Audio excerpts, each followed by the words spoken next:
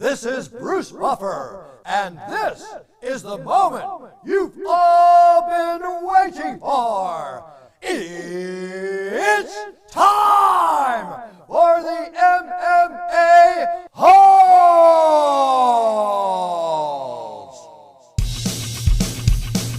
Mixed martial a-holes.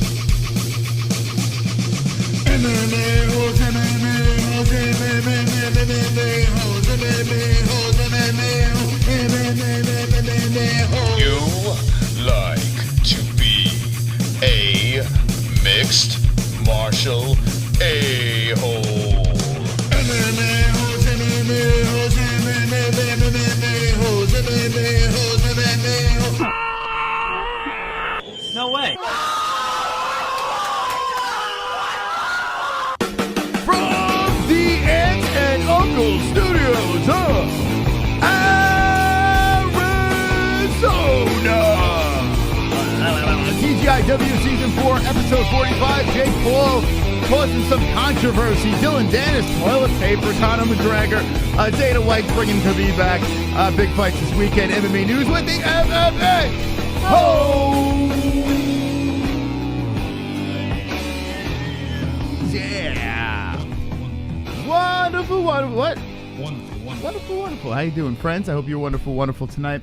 As we are here, we're live on a Wednesday night. Season 4 is winding down. 2020 is winding down. Snow on the East Coast. If you're being buried in snow, I hope you get through it in one piece.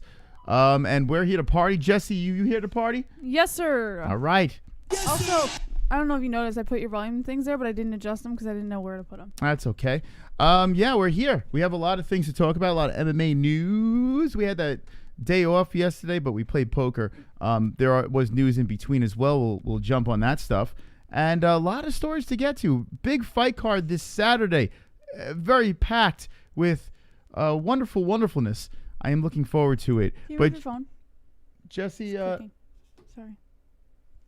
Jesse, what do you want to start with today?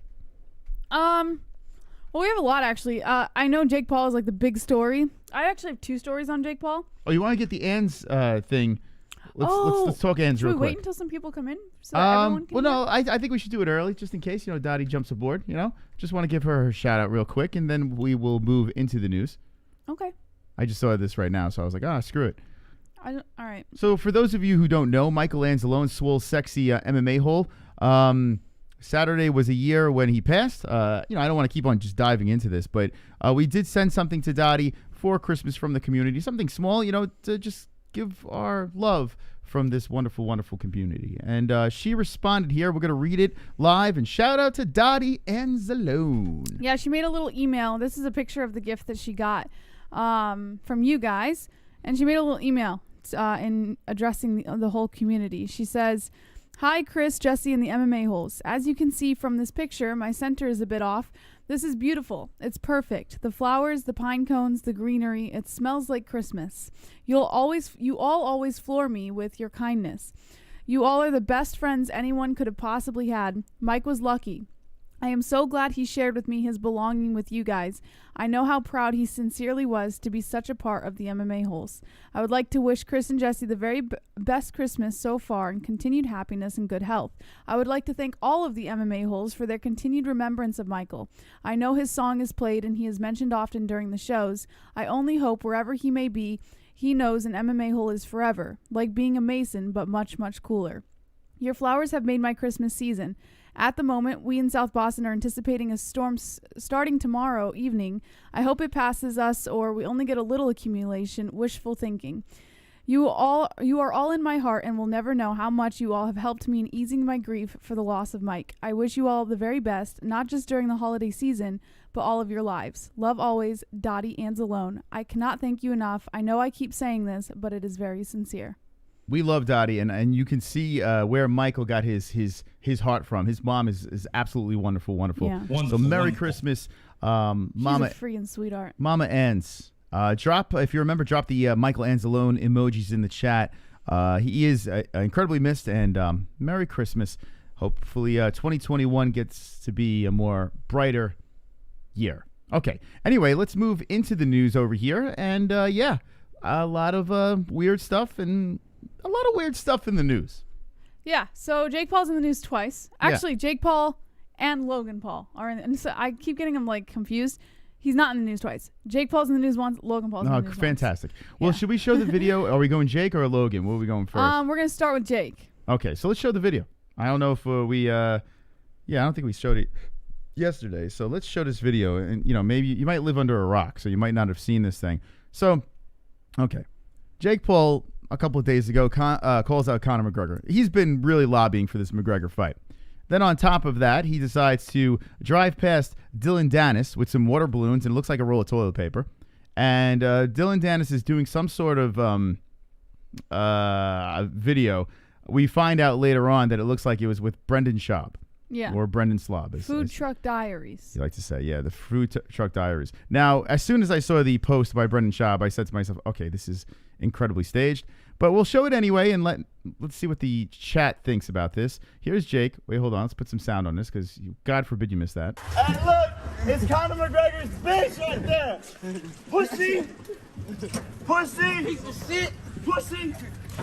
Dip, dip, dip. And there he goes. Fuck you, bitch. Nice throw over there by Mr. Dennis. You're a bitch. Okay, so that's that, Jesse. That's Jake Paul doing a drive-by. God. A water balloon toilet paper drive-by. Just so happened to come across Dylan Dennis doing Food Truck Diaries. Now, when I saw Dylan Dennis was on Food Truck Diaries, I was like, why? Well, that's not my concern. Why? My question is, how come he drove up on Dylan Dennis, started calling him a pussy and a bitch, but then when Dylan Dennis approached him, he drove off, he sped off. Well, because it's... But Dylan Dennis is the pussy and they the want to bitch. get paid the millions to fight for this. This is, this was the most staged thing I've ever seen in my life. Like, so friggin' staged. I mean, look at this thing. It's such a circus. And look, it's Conor McGregor's bitch right there. Pussy. Just chucking water balloons over there. Pussy. Oh my God. Shit. Oh my God. Pussy. Go get him, Dylan. Dip, dip, dip. Get him. Oh, get him, Pussy. Dylan. Fuck you, bitch. Oh my God. This is the most staged thing in the world. Now, they should fight, because let's be honest, Dylan Dennis is really a nobody. I mean, he's in Bellator. He's a wrestler. Perfect for Jake Paul, right? Perfect. The perfect fight.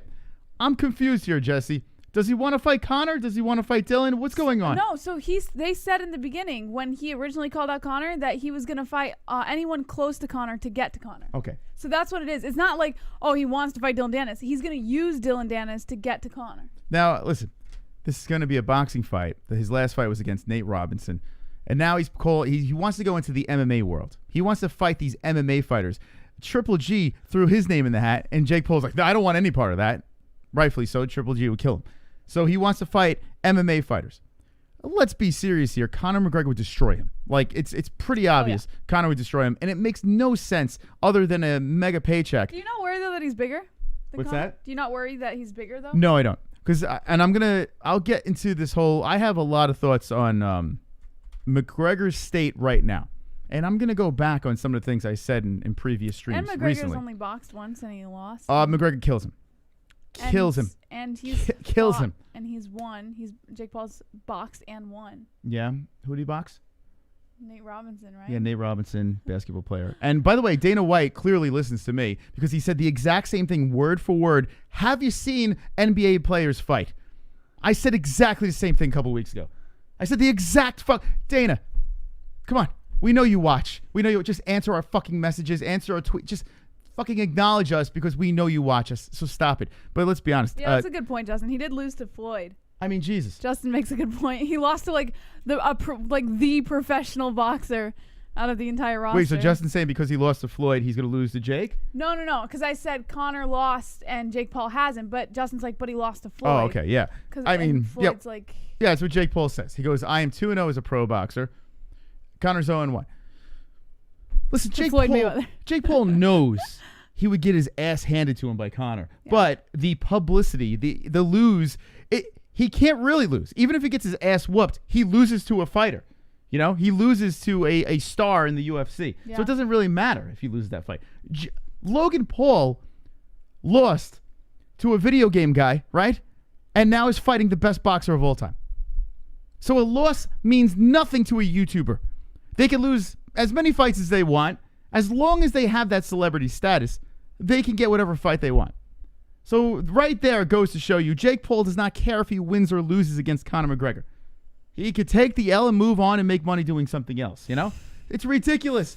But Dylan Dennis now, we might be onto something, because Dylan Dennis, let's be honest, he is just Conor McGregor's butt buddy. Whoa, really? That's all he You're not is. going to give him any credit, huh? That's all he is.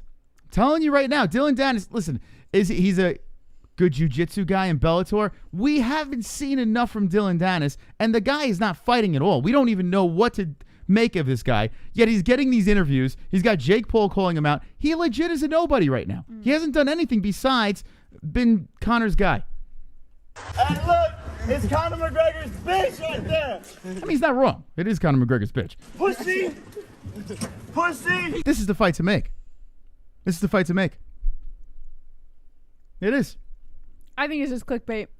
It's the fight to make. If you're going to have Jake Paul compete against an MMA guy, you fight a guy that's a grappler.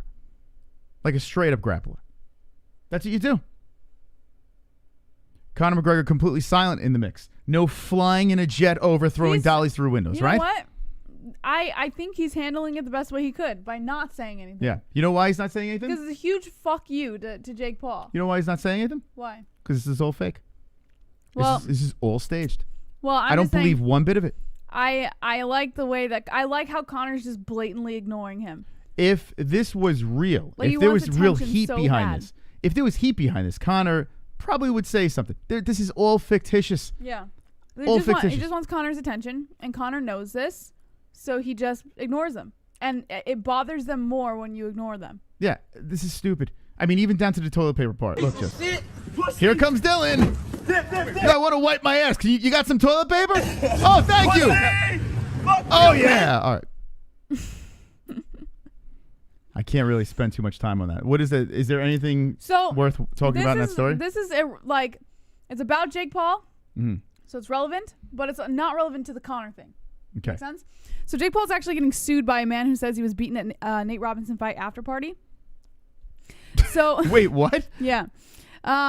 It's kind of a weird story. According to Alex Galbraith of Yahoo Entertainment, Jake Paul apparently can't keep his fighting inside the ring. The YouTuber and amateur boxer is being sued by Gabriel Dos Santos, who claims Paul's crew viciously beat him at an after party following his boxing win over Nate Robinson. No joke. Was he involved? According to TMZ, the lawsuit claims Paul's team beat Dos Santos as they were making people leave the party. He claims to have been punched and kicked repeatedly, suffering a fractured cheek, cuts to his face, and a dislocated shoulder. Dos Santos' friend recorded a video in the immediate aftermath, and it certainly looks like someone beat him. Though the lawsuit doesn't claim Paul was involved in the fight, it alleges Paul is liable for the incident because he hired the security team.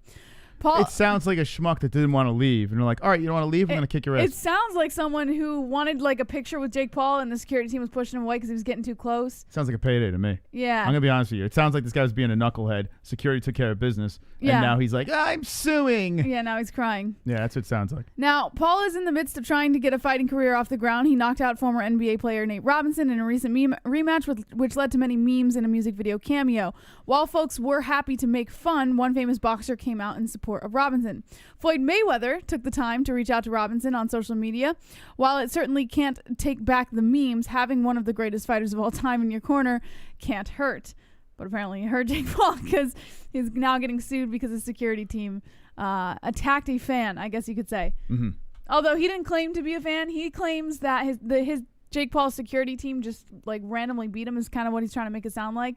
But I have a feeling this guy got too close to Jake Paul. His security team told him to back up. He didn't back up. He got his ass kicked, and now he's suing. Okay. All right, that's great. Hope he wins. I actually hope he wins. Even if he's wrong, I hope he wins. By the way, so do you have tonight, right? Conor is fighting. Excuse me, I'm all fooked up today.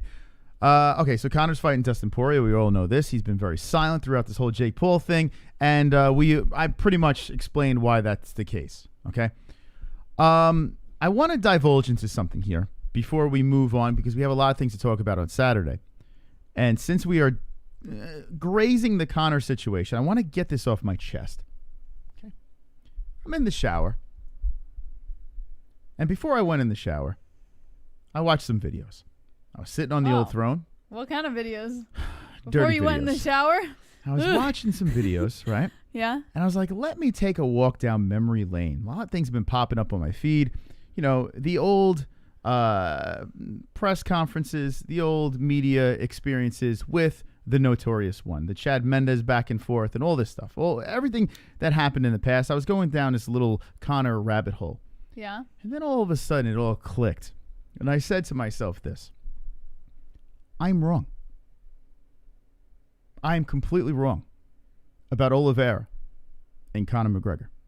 You think Oliveira would win? No, Oh. I don't. You said I that before, said though.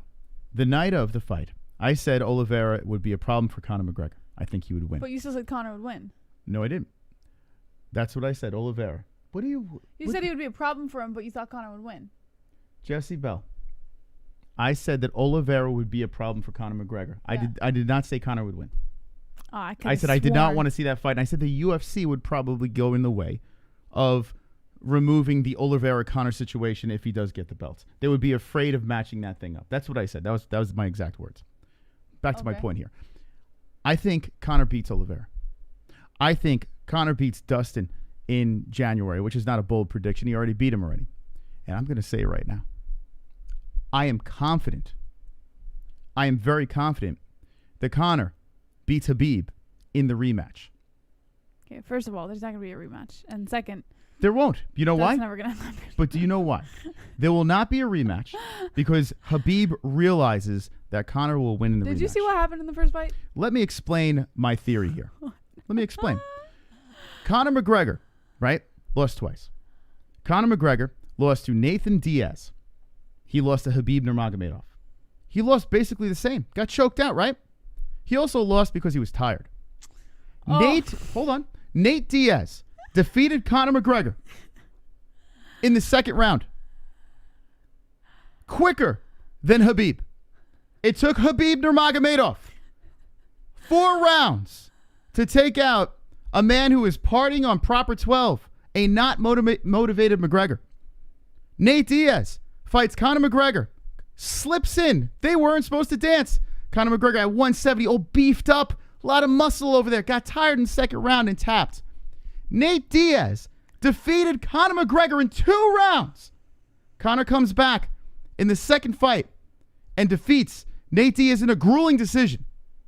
What do you think Conor will do to Khabib, a man that it took 4 rounds and lost a round, mind you? What do you think is going to happen in the rematch with a motivated McGregor? It all became clear today as I was going down this rabbit hole and I was watching the tapes again and I was feeling it. I was like, wait, hold on a second here. Hold on a second. I'm falling into the trap of the casuals.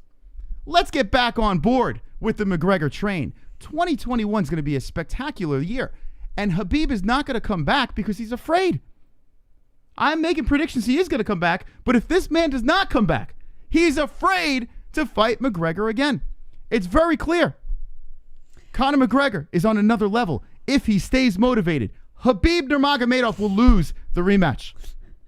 You heard it here. Now, do you actually believe what you're saying? Yes. Or are you just saying Yes. this to be Think about what I said. condescending? Think about what I said. Nate Diaz took him out in 2 rounds. This is not MMA math. This is Math Gregor.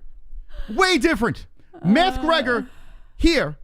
MMA math is over here. Math Gregor always wins. A motivated McGregor has never lost. Math Gregor will work in the rematch. Mark my words. I am clear-headed now. I see these things. Conor McGregor beats Khabib in the rematch. You might say I'm crazy. You might say I'm out of my mind. You're pretty out of your mind. Math Gregor. Diaz, second round submission. Fourth round submission, Khabib. Diaz, the rematch. 5 rounds. McGregor gets the decision. McGregor, according to Math Gregor, McGregor knocks out Khabib in the 3rd round. Feel better? It's the truth. All right. It's the truth. Mark my words. If Khabib doesn't come back, I don't blame him. He's going to lose the rematch. Okay. The year of McGregor, 2021. If it makes you feel better to think that Khabib's not coming back for that reason, then More power to you. Why is he not coming back? Because he's done. He's retired. Yeah, oh, is he done? He's just done. Is he done? Yes. We'll see. Because Yes, Dana he's just White, done. according to Dana White, well, he's a little confident. A little confident. Yeah, he's a little confident. And mind you, Khabib has come out multiple times since his retirement to reinstate that he is retired and not coming back. What is going to bring... And Dana White only is a little confident right now because he's just going to keep pushing Khabib in an effort to get him back because Khabib's money. Khabib Conor's money. You know what I hear from you? I hear from you what I hear from everyone else. Bullshit. You are just preaching like every other MMA show that doesn't know what the fuck they're talking about. I am preaching the truth here. I am outside of the box and being truthful here. McGregor, the only way Khabib comes back, okay? The only way Khabib comes back to fight is because of money. Do you think Charles Oliveira is going to get the money to make Khabib come back? Yeah, how much money is Dana White going to offer Khabib? It's got to be a boat. They're going to bring in a whole yacht of money. Yeah. And who brings that yacht? Conor McGregor. The GSP fight is impossible to put together because Khabib doesn't want to fight anywhere but 155. With what audience are they going to bring this yacht of money? What? Abu Dhabi, baby. Listen, Abu Dhabi's the place right now. That big money. Those big, they put the big hats on, whatever the hell those things are, those turbans or whatever the hell they rocket on their heads. They got the cash. They got the Scott O's over there in Abu Dhabi to bring it back. McGregor is the only way you can bring Khabib back. And if Khabib doesn't come back, he is smart. He realizes that McGregor will work. A motivated McGregor will defeat Khabib in the rematch. Mark my words. Yeah, I'm sorry, Mons. I think you sound a little nuts on this one. Okay, let's see what the chat says. Usually I'm pretty open-minded to your lunacy. But this one might be a little bit of a stretch. Listen, I am sorry. I am sorry to the fans out there that I actually said these terrible words, that Charles Oliveira would most likely beat McGregor. I am so sorry to the people out there that have a brain in their head. Because Charles Oliveira looks great. He looks fantastic. He's probably one of the best 155ers out there right now. What he did to Tony was spectacular. I think he could be a problem for Khabib. Is he going to beat Khabib? I don't know. But I tell you this. He's not beating a motivated McGregor. Impossible. This McGregor, I see him as a pop. I see him with his son growing the next generation. I see what's going on here. I see how he dismantled Cowboy Cerrone. And you could say Cowboy Cerrone was way past his prime, but that man in that cage defeats everyone at 155. The man that I saw in the cage opposed from Cowboy Cerrone was shoulder bumping a face into the fence like nothing. Like this man is a monster. Khabib does not want any part of this man. Back to the chat. Big Polly says Kevin Lee picks apart Khabib round 3 ankle pick. K Sizu says only Crystal McGregor, get it, Moss? With a gun can beat Khabib. Jake Rupp says McGregor versus McGregor Jr. Who wins? Listen, what do you guys say stupid shit for? Huh? Who's gonna fight a kid? What do you got to say? I'm bringing up facts here. I'm bringing up the McGregor, okay? No one's talking McGregor. I'm talking McGregor. Okay? McGregor was just invented by Everyone is like, MMA math doesn't work. You know what works? Motivated Conor and McGregor. And in McGregor, you do the calculation. You look what happened with that freaking fight with Nate Diaz. And who did McGregor say was his toughest opponent? Who did he say? Enlighten me. Nate Diaz. Okay. Nathan Diaz. There's a reason why he said that. Because McGregor, in full effect, Conor beats Khabib easily. In the 3rd round, takes him out. McGregor. You sound like one of those people who habitually make things up and believe what they're saying. Yeah. You sound like everyone else. Khabib choked out Conor in the 4th round. He's going to win the rematch. I'm speaking facts. I'm speaking McGregor here. Way different story. The double champ who is not afraid to fight at 145, 155, or 170. He'll go up and he'll fight at heavyweight if he wants. A motivated McGregor. Khabib is stuck in his little shell at 155. 29 wins, makes a promise to mommy and says, hey, listen, I'm good. I don't want to fight McGregor again. There's a reason. Because he was fear in his eyes in the 3rd round. He was like, holy shit, aren't you supposed to be tired, Conor? Aren't you supposed to be tired right now? And what happens? Conor wins the round. The first ever time that someone wins a round against Khabib, Conor does it in the 3rd. Not the 1st. Not the 2nd, what everyone's saying. The 3rd round. Imagine this, a motivated Conor. Think about it. The fear in Khabib's eyes. Moms. Blue lips. What are you going to do when McGregor becomes a big thing and other people start taking credit for it now that you just made it up? Of course people are going to talk about McGregor. And Of course. And they're going to take credit for it. Think about it. Nate Diaz, choke him out in the second round. Conor comes back, defeats him in a 5-round decision. You do the McGregor.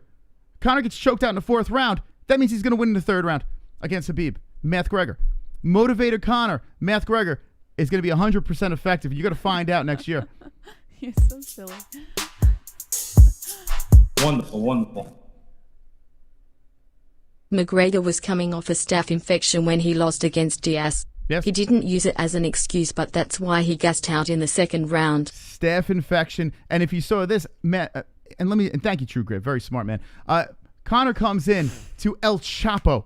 I was in the building for this. Conor walks into El Chapo. This dude didn't give a fuck. This wasn't motivated McGregor. This is a bloated up. He was eating steaks, full belly McGregor at 170, taking a guy. All right, we'll take Nate. I'm supposed to fight RDA. Nah, fuck it. We'll just take Nate Diaz. This guy wasn't motivated. El Chapo. Did you notice any other El Chapo after that? No. That wasn't motivated. Psh. Thank you, True Grit. A very smart human being.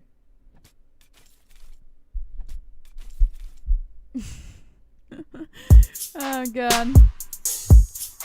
Wonderful, wonderful. We got DRS coming in. I think that you are not only correct, but Khabib will continue to use the Conor was too disrespectful and I'll never give him another shot excuse. I predict Khabib will come back if Conor loses to Dustin, but may not if Conor wins. Okay. That makes sense. Because why come back if Conor wins? You know you're going to lose. You want to go for 30-0. Could you imagine a man that completely disrespected you, your family, the whole thing? You beat him already. You technically don't have to fight him, right? But why take that gamble to fight that man again, who was the first person to ever take you out in a round, right? Well, he was the only person to ever take scores away from Khabib in a round. it's not really a gamble, though. It's a huge gamble. I mean, Khabib's going to fucking dominate him again. And then you're going to eat your words. And have you forgotten, Jesse? Listen, if it makes you feel better. Foot was a balloon. During the Khabib fight. No, that wasn't. Complete balloon. That was not during the Khabib fight. Yeah. No. He used that line, my foot was a balloon, when he was talking in regards to why the Justin Gaethje thing didn't turn out in June. That's, Jesse. That interview with ARIEL HELWANI. That was the Khabib fight. And the whole joke was he was stomping in the cage, and they're like, how hurt was his foot? What kind of world do you live in? Okay. The foot was a balloon. Who the fuck is that guy? Conor. My foot was a balloon. That was the Khabib fight. Okay. That was. Okay. See? And once again, this is why you got to listen to this host over here, the McGregor in full effect over here. She's talking about things that didn't even exist. The foot was a balloon in the Khabib fight. That was his excuse. Yikes. Man, Yikes, oh man. Moss. It's just too easy. It's too easy. All right, a couple more comments from the chat, and then we'll move on. Oh, hold on. Wonderful, wonderful. Crazy HD vids. Lol, nah, Conor always guesses. Did have staff in the Chad fight? Don't say it was the weight cut either, because he performed great at featherweight, probably even better than lightweight. He just didn't look great.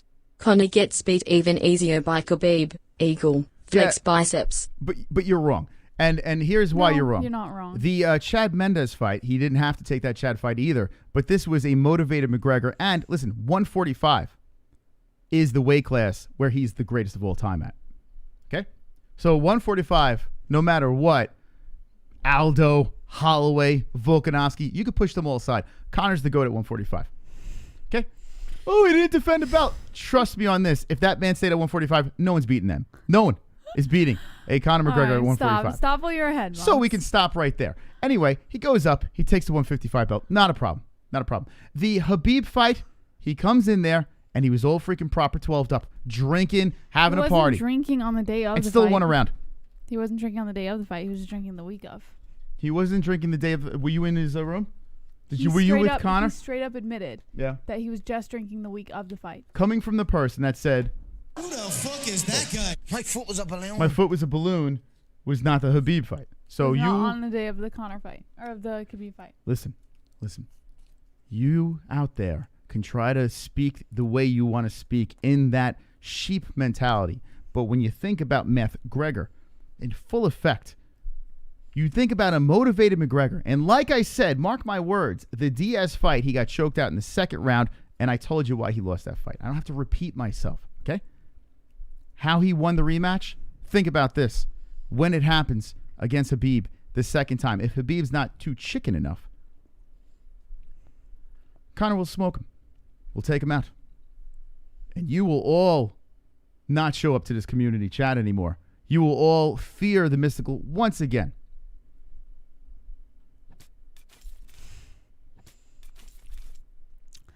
Deacon says, Thibaut takedowns. JB spent the weekend at McGregor's house. It's true, I did. Matt Stone posted something about him having a broken foot going into the Khabib fight. Yeah, we know that already. It was a balloon. Big Polly says Kevin Lee beats Francis Ngannou. Lizard King Delusional Andy from Stoneman. I won't. LOL. I'm with you, Moss. Telling you, smart people will be with me. Listen, it's all right though. I understand you like Khabib. But wait. So a lot of people are with you. And usually when you have these mystical predictions, everyone's against you, and then you're right. So now that everybody's with you, does this mean that your mystical prediction is not indeed true? Not everyone's with me.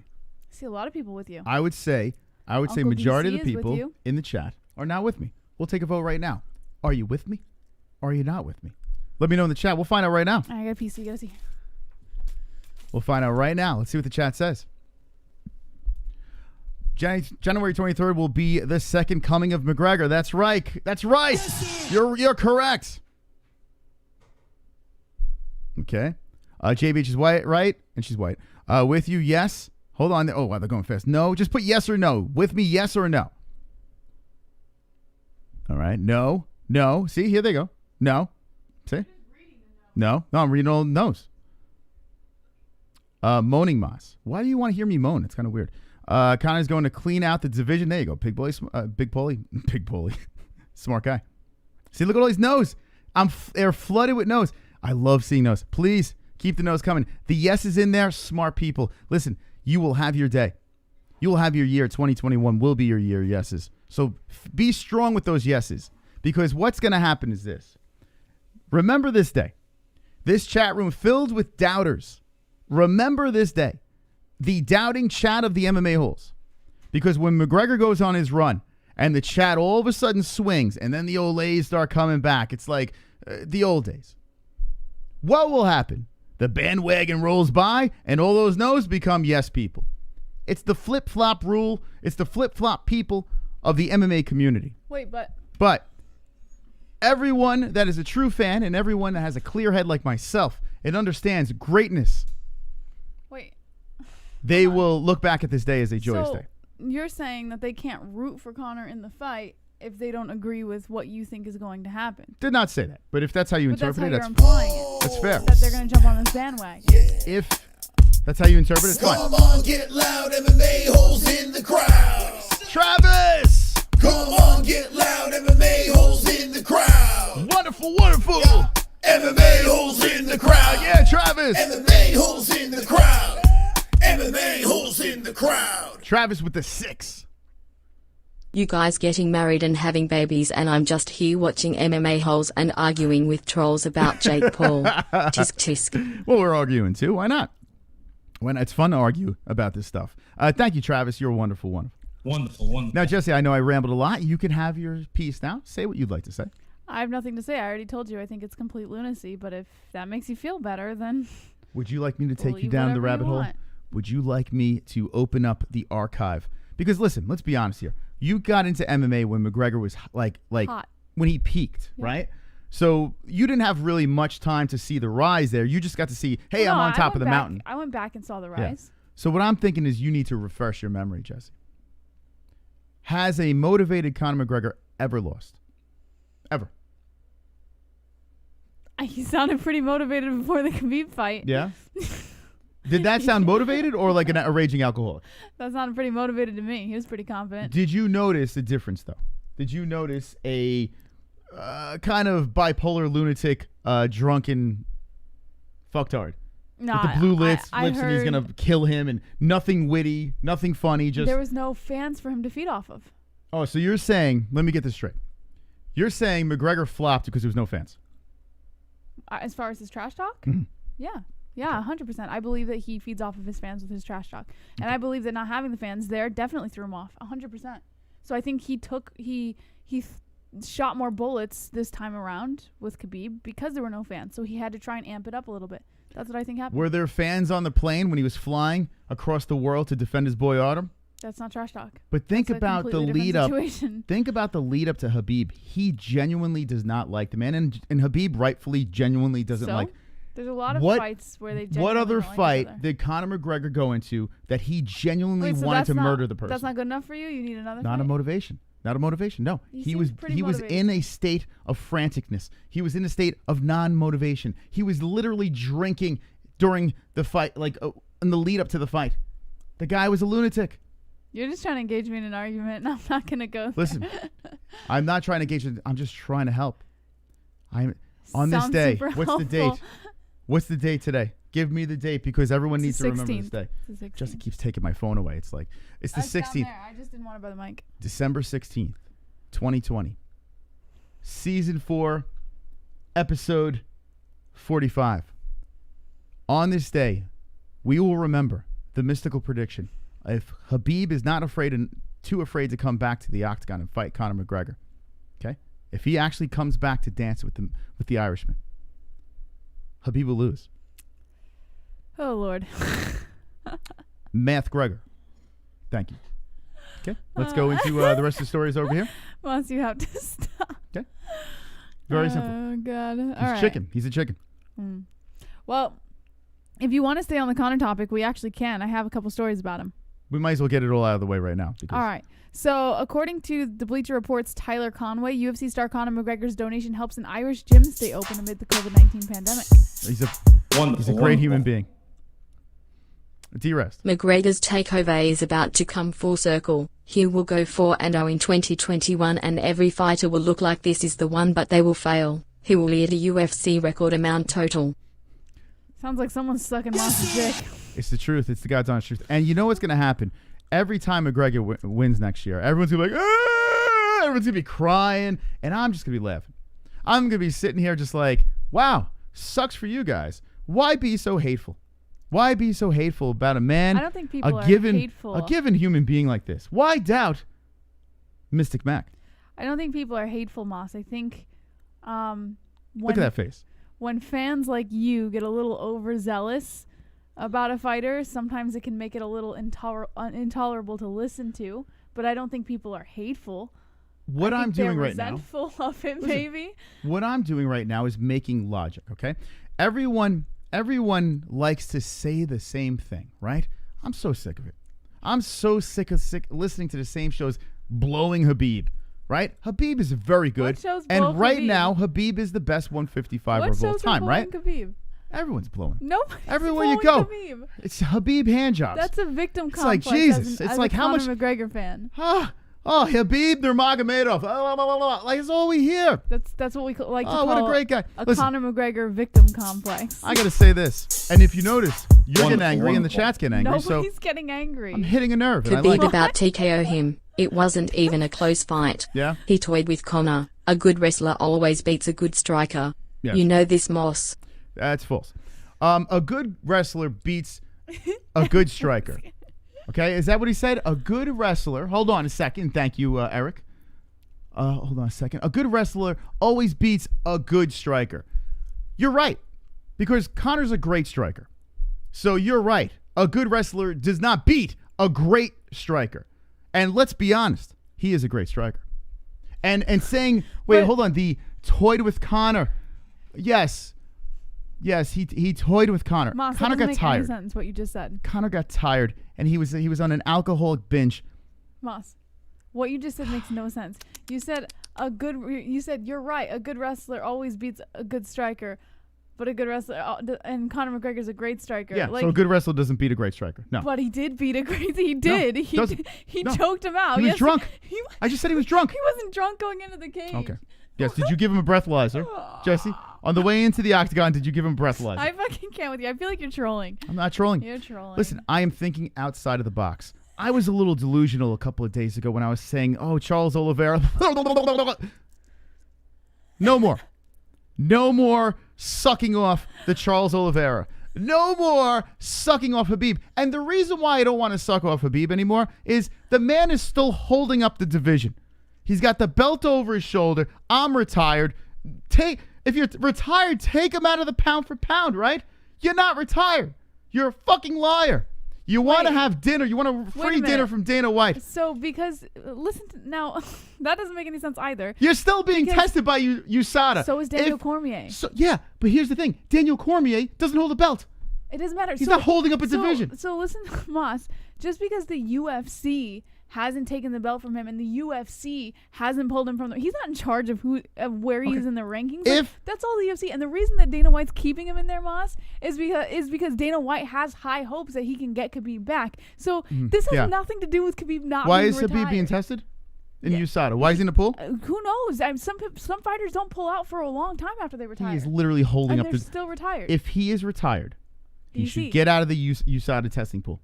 But because that's not he's any holding business up of ours. the 155-pound weight class. Maybe he's still in the USADA testing pool because he has his own fighting organization now, and maybe he tests at that organization and he fights with his fighters? What? You ever think that? Jesse, what are you saying? All I'm saying is there could be a million reasons that he's still in the testing pool. Listen, I'm sure you could come up with a million excuses. Wait, can you just repeat what you said? So he's in the testing pool so he could fight his fighters in his own organization. No, I don't know what they're doing. I don't know if he's testing or not. Don't touch me. I don't want a Conor fan to touch me right now. What the fuck was? I love you to death. Okay. I'm gonna pretend I didn't hear that. Okay, listen. Okay. What? Like at the end of the day, Moss, there's a million reasons you could come up with for why he's not out of the testing pool. That doesn't mean he's not retired. Can we go with your reason? If you would like, if it makes you feel you know better. You got me. Okay. Are you done? Yeah. You got me. All right. Can we move on to the next story now? No, tell me about how great Conor is over here in this story, please. Okay. So Conor donated to help an Irish gym stay open amid the coronavirus pandemic. He donated an undisclosed sum to an Irish gym that was on the verge of closing because of the COVID-19 pandemic. Philip Mulpeter, the owner of SBG Porterlington in County Layo, Hey, Ireland. Mom, can I fight? Khabib. Thank you. I took that from Matt Stone over there. All right, sorry. What? Hey, Mom, can I go play outside with the kids? Khabib. Ooh, so insulting. That was so good, Moss. Philip Mulpeter says he posted his gym would close in an Instagram post last Friday. According to Mulpeter, McGregor saw the announcement and decided to step in to help his gym stay open for the foreseeable future. Mulpeter told Mark Ramundi of ESPN, I was nearly crying there. I didn't know what to say to him. To be honest, I'm forever grateful to him. He basically saved our little community. Words can't express what he's done for us. I know that he gets bad press. People don't report on it, but he does this stuff all the time. Conor is not looking for gratitude. He's not looking for the media to spread this around. Look at that face, Jesse. This is a holy man. This is a man that's praying. Look at him. Look at that. Yes, sir. The year of McGregor's coming. 2021, we're getting it. He's going to fight Dustin Poirier, which is, listen, Dustin's a tough kid. But I'm feeling pretty confident here, Jesse. Wonderful, wonderful. Khabib is the Mayweather of MMA. He is boring to watch, but he don't lose. Yeah, but Mayweather's 50-0. So he's not. They don't have to have the same record to be comparable. He's 29-0. That makes no sense. He's 29-0. So? Off by a couple of fights. Just a couple. So they have to have the same record to compare them? He's not Mayweather. Because they don't have the same record? Not even close. That makes so much sense. Do you think... Did you hear how he compared them? Do you think... He didn't compare by their records. He compared by the fact that they're boring but they never lose. I think it's a little off. I don't think it's off at all. They are boring to watch, but they never lose. Off by a couple of fights. But he's not talking about the record, Moss. You're talking about the record. You look retarded. What are you doing? How could Khabib be the Mayweather of MMA when he legit has 29 wins, right? He's 29, okay? He just said how. Also, when John Jones right now, said it. Okay, when John Jones right now is the GOAT. So, how does this work? He literally just said how he compares them. He says they're both boring to watch, but he doesn't lose. That's how he's comparing them. They're both boring to watch, but he doesn't lose. So Mighty Mouse is considered boring to watch. Shouldn't Mighty Mouse be the GOAT? Was Mighty Mouse boring for you to watch? To some. For you? Well, Habib's not. Wait, how is Khabib boring to watch? He finished his last 3 opponents. Like, choked them all out. Have you ever said that Khabib's fights are boring? Is that boring? Have you?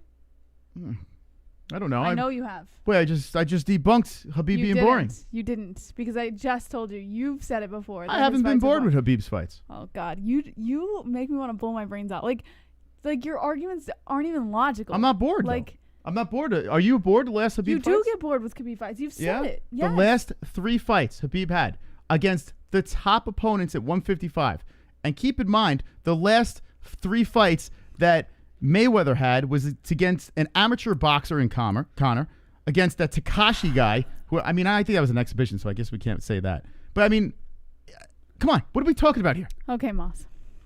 Oh, my God. They're not even, that's not even, what's going on here? You sound ridiculous, to be quite honest. Math Gregor, guys, remember this. Let's not get off the subject here of crazy talk. And listen, Khabib right now is the best 155er, right? But next year, Conor will prove to everyone who the real 155 GOAT. And could you imagine this? The best 145er, the best 155er. Conor McGregor has both thrown. I mean, Jesus. What's next? 170? Stop it. Maybe. Stop. Okay. Oh, God. Man, oh, man, this could be a great year. All right, so the next story, Conor McGregor opens up as a massive favorite in a hypothetical Jake Paul boxing bout. Okay, so this here, I mean, it's like Captain Obvious, of course. Even McGregor haters have to realize that he destroys Jake Paul. I've actually been seeing a lot of people on the Jake Paul spectrum saying that. They are on the spectrum. That's why they're saying that. That's exactly why they're saying it. They're on the spectrum. That's not how I was referring to it. But I have been seeing a lot of people saying that they would go Jake Paul simply because he has won a boxing match and because he is bigger. Yes, yes. Those are the 2 reasons I seem to see a lot on social media. Not Size that I matters. don't agree. However, I am seeing that quite frequently. Mm-hmm. So it is interesting to me that a lot of people are leaning that way, but Conor's still opening as the favorite. Well, as long as idiots are out there, they could try to make this fight. It's not going to happen. Now, listen, and I swear to God, I'm super mystical. I said even before Dana White said it, what did Mystical say? This stage of the game, Conor McGregor, that's why I think Dana watches the show, Jess. He just never gives us credit. Conor McGregor at this stage of the game should not take these fights. He's in his prime. He can... The doubters out there, the 155-pound weight class is all open, right? You go back into the mixed martial arts world, you do what you got to do, and then you make the big money fights when you are in Mayweather's position at 40-plus years old. Yeah. That's when you do that crazy shit. Right now at 31, 32, you don't do that. You know, it would just be stupid. And say by some freakish chance he does lose. Mm-hmm. Like he has nothing to gain besides a bunch of money. It's just dumb. Mm-hmm. Do that when you're old and gray and you have nothing better to do with yourself. Mm-hmm. It's a YouTuber fight, for God's sakes. Conor could make it big on YouTube then. Yeah, be a YouTube star, a YouTube sensation like us. Wonderful, wonderful. All right. So do you want me to read the story? Or you want me to just... Hold on a second. Arioka says McGregor passed his prime if he had one a long, long time ago. Now, Arioka, maybe you're... How old is Conor right now? I think he's 32, if I had to guess. I don't know. I'm guessing 32-ish. How is he past his prime? Where are you seeing? I say low 30s. Yeah, you're right. He's 32. I say low 30s is the prime.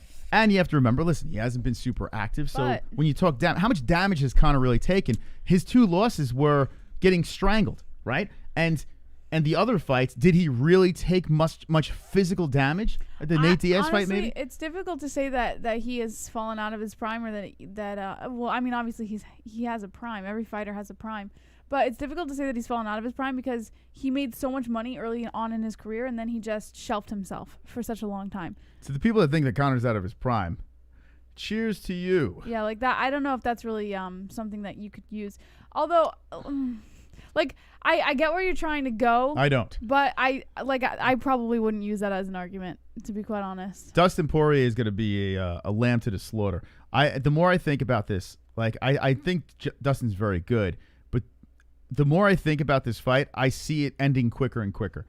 I'm starting to, like, my mind is getting clear. Dustin would use a lot of that ground game against Conor, knowing full well Conor has a weakness? I think he's fucked. I think Dustin Poirier is fucked. Like, why? Fucked. Shit's Creek, no paddle. Where's my paddle? Yeah, Dustin's in real trouble here. Why? He's going to be made look, if you could possibly look worse than you looked in last, it's going to be bad. Yeah, I think he's going to get clipped. I honestly don't think he makes it out of the first round. I don't think he's going to get clipped. I'm telling you. Dustin can very easily take Conor to the ground and play with him down there. He better try. That's his best chance. Wait, but what about Conor's takedown defense? If you think about it, Dustin's takedown defense didn't work too well. He got choked out in the second round against Khabib.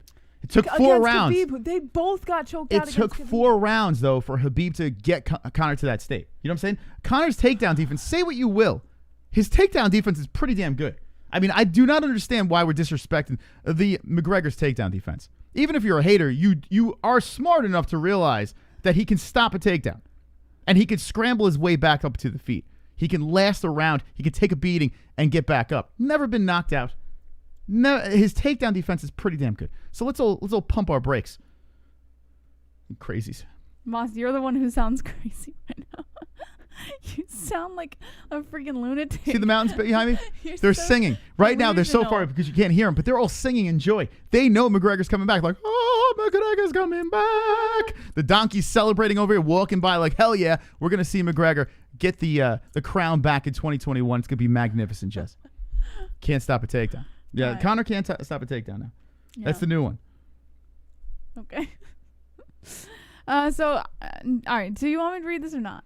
I do because All right. I don't know. What is this about? It's about the... No, I don't. The betting odds. I don't. I can't do Jake and Conor. Listen, give me Jake and Dylan. Give me that. Sure. Have Jake Paul beat up Dylan Dennis. That'd be hilarious. Yeah. All right. So then scroll all the way back up to the second article. Oh, you're not on the MMA news page. I'm going to be now. Here we go. Trying to get that Proper 12 sponsorship. Khabib versus Conor. McGregor. Yeah, well, listen, if you jump in it right now, and I'm not going to go into the song and dance, you can rewatch it. Conor beats Khabib in the rematch. Guaranteed lock. Run it back. Run back the stream. I don't need to re-explain myself. All I have to say is this: Math Gregor. Okay? Don't run it back. Thank you. You're gonna lose brain cells listening to it. School's in session, baby. Take notes, friends. Take notes. All right. So talking about the fights coming up this weekend, Moss, UFC Vegas 17, Marlon Vera says he's going to walk through Jose Aldo on that card, according to Mike Heck of MMA Fighting. Really? No, he's not. Really? He's not.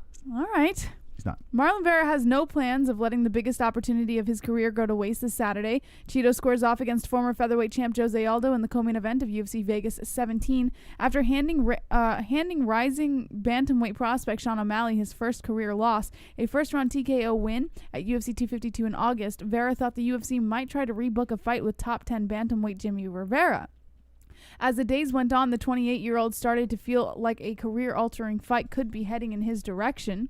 Vera hasn't rested on his laurels in any way since the win over O'Malley. He continued to put in the work, and having the chance to face a legendary champion has turned the dial up even more. The Ecuadorian standout has had, like most of the world, an interesting 2020. Vera had 3 fights canceled due to opponent injuries and event cancellations due to COVID-19 concerns. He took a featherweight matchup with fellow 135er Song Yadong in May and was on the wrong end of a controversial decision, which ultimately snapped his 5-fight winning streak at the time. From going to a big spot against O'Malley to an even bigger spot against Aldo, most fighters would feel the pressure. For Vera, nothing changes. Following a unanimous decision loss to Alexander Volkanovski at UFC 237, Aldo made the move down to a loaded bantamweight division. Junior lost a debated decision to Marlon Moraes at UFC 245 in December 2019, but was granted an opportunity to fight Peter Yan for the vacant 135-pound title at UFC 251 in July. While the fight was competitive early on, Yan put Aldo away in the 5th round via TKO. Although Aldo enters the match in the midst of the longest skid of his career, Vera understands the challenge that stands in front of him and what a victory could ultimately lead to. The fight with O'Malley was met with some trash talk before and after the matchup and a bit of gamemanship from the previously undefeated Contender Series alum. With Aldo, Vera will get the exact opposite. Whether Aldo comes in completely respectful or goes completely off script, it's all the same to Vera. Following Yoel Romero's release from the promotion, UFC President Dana White stated that there would be upwards of 60 total cuts from the company over the coming weeks. With Aldo having his back against the wall, Vera was asked if he feels that he, along with MMA fans around the world, is likely to see the best version of the former champion we've ever seen on Saturday, and he said, "I hope so I can see where I am, but at the end of the day, I'm going to push every single limit that I have on myself, and I'm going to break this guy. I'm going to walk through him, and I'm going to stalk him. I'm going to do it just like all of my fights. I'm going to fight like a fucking motherfucker." He can't beat Aldo, right? I think it's physically impossible. Well, I think it's impossible. Here's the thing. I think his mentality is this. Because of this, it was mentioned the 60 cuts that Dana White and the UFC are going to be making. I think Marlon Vera and Jose Aldo both have their backs against the wall with this fight, and they have to prove themselves because they both have a fear of getting cut. Man, I don't know if they lose this fight. I can't see Aldo going 4 in a row. And if you look at his last 3 losses, Jan, Moraes, which was very close. A lot of people said he won that fight, and then you got the Volkanovski decision. I don't know. I have to think that Aldo's going to smoke him. Now, here's the thing. If Aldo loses Moss, do you think Dana cuts him? If Aldo loses? Because according to this, both of them are fearful of the cut if they lose this fight. So Aldo was he was talking about retirement a couple of fights back. I think he would retire before he gets cut. That's what I would say. He would retire on a loss. Yeah. I think he would retire before he gets cut. But then again, who knows anymore?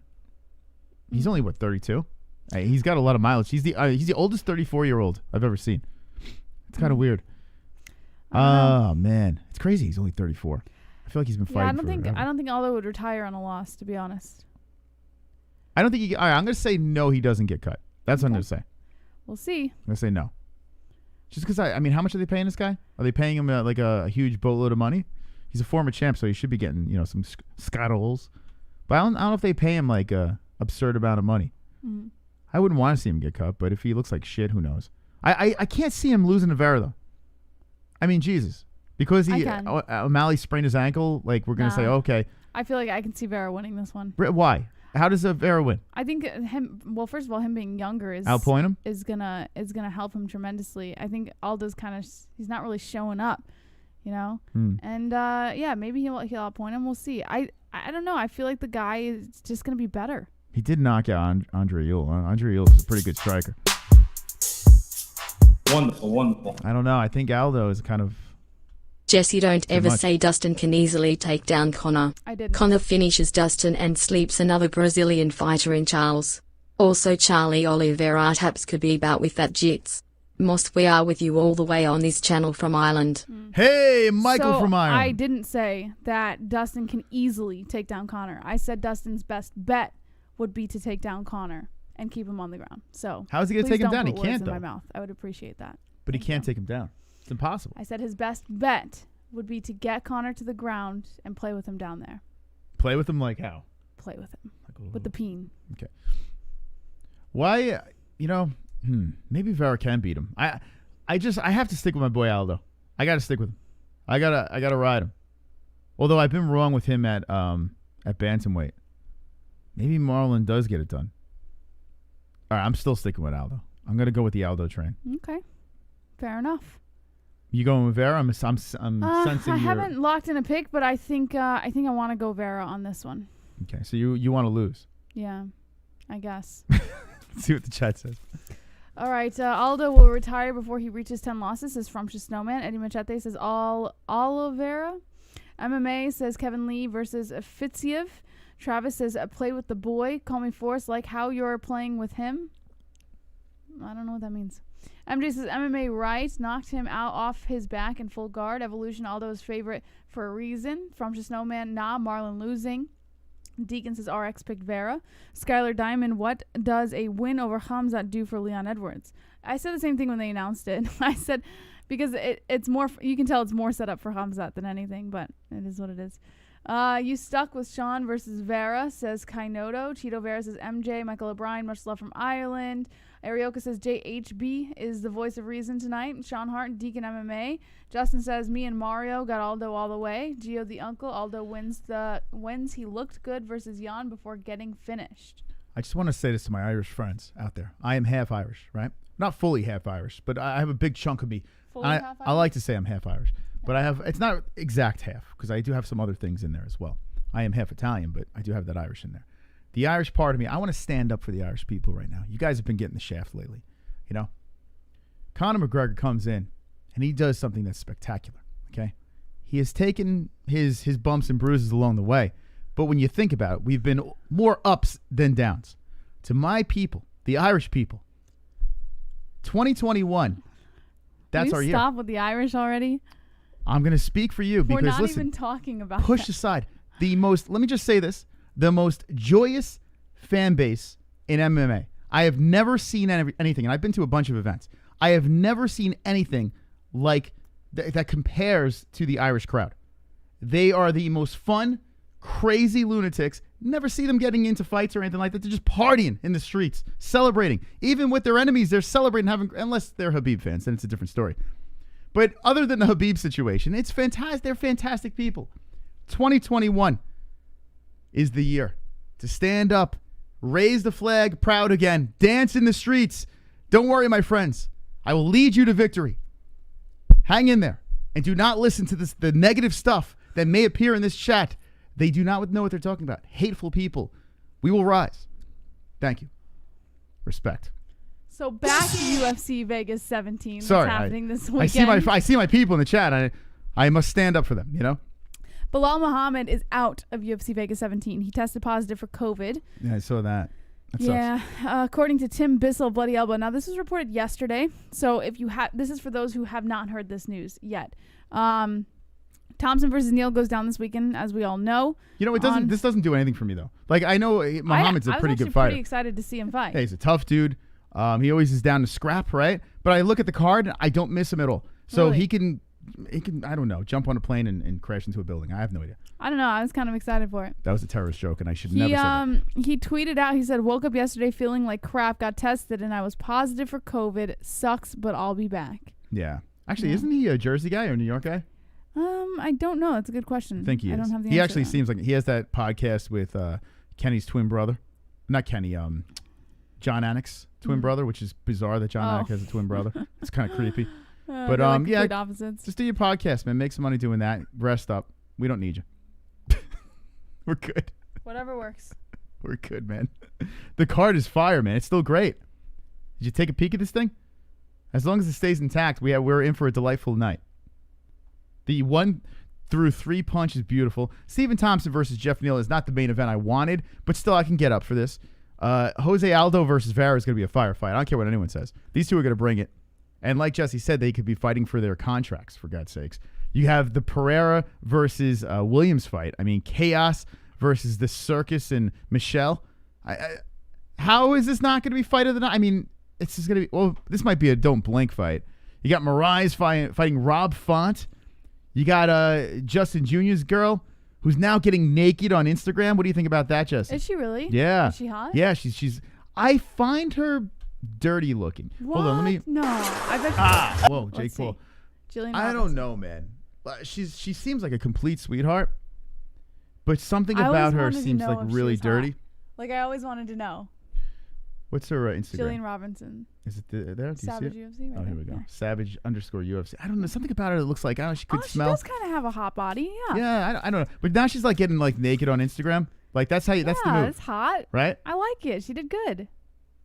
Well, that's not good. Yeah, see, she's Yeah. getting. But Look at those thighs, man. She's got a butt. yeah. I mean, I don't know. All right. I'm digging it. Yeah. So she's like, okay, listen, people are starting to pay attention to me. Let me start wearing a little less clothes. Whoa.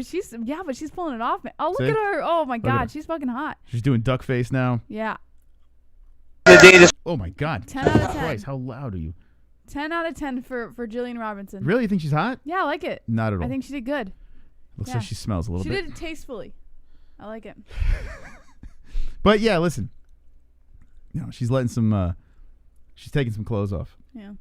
So she's fighting Talia Santos. Who else we got on this one? How about this? Greg Hardy slips in against Tabora. So that's a pretty tough fight for Mr. Hardy, man. And that's your main card there. You got a long-ass preliminary over here with Showtime coming back against Morono. You got Eubanks versus KHAMZAT. Who cares? Duran Win versus Arroyo. Hey, look, Mini DC's back. Zahabi versus Rodriguez. Oh, the man who beat William Knight. Oh, my goodness. This guy is... You know they're setting him up for William Knight. You think he's a layup? Pickett? I don't know. Yeah. I don't know much 100%. about Pickett. Is he a Contender Series guy? Nightwolf? This kid, oh, my God. Tafon, don't let this 1-0 fool you, man. The guy is... He is vicious. Okay. Yeah, this card's great. This is really... For a fight night? Oh, my goodness. Absolutely wonderful, wonderful. Yeah, so I don't miss Bilal. I'm not losing any sleep. I still think it would have been a fun fight, but all right. So UFC limits travels on fight week to ensure the integrity of COVID-19 protocols. I'm assuming this is because of the new spike. Did you see this stat? The amount of people tested, I wish I should have retweeted it. I came across it online. The amount of people tested in the UFC and the percentage of people that actually tested positive, it was like 0.8%. And it was like $17 million that they put into the testing. The numbers are probably wrong. But if anyone knows the numbers, could you put it on the MMA-HOLES.com? Well, you got to think like they're taking precautions. They're cleaning the cages. They're doing everything right. Yeah, it's just nuts. The amount of money the UFC is dumping into this, and it's like 0.8% is positive for the coronavirus. That's fantastic. So nuts, man. It's really crazy. So according to Steven Morocco of MMA Fighting, the UFC has tightened COVID-19 protocols to protect athletes from the potential COVID-19 exposure on fight week.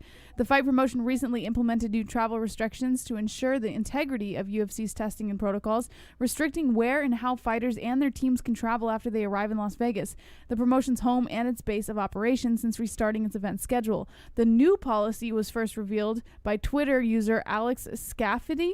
MMA Fighting confirmed it with two industry veterans who represent UFC fighter and received the notice. So here's the new restrictions that they have, Moss. Okay, tell me. Break it to me. Okay, let me open it up so it's a little bigger over here. So break it to me nice and big.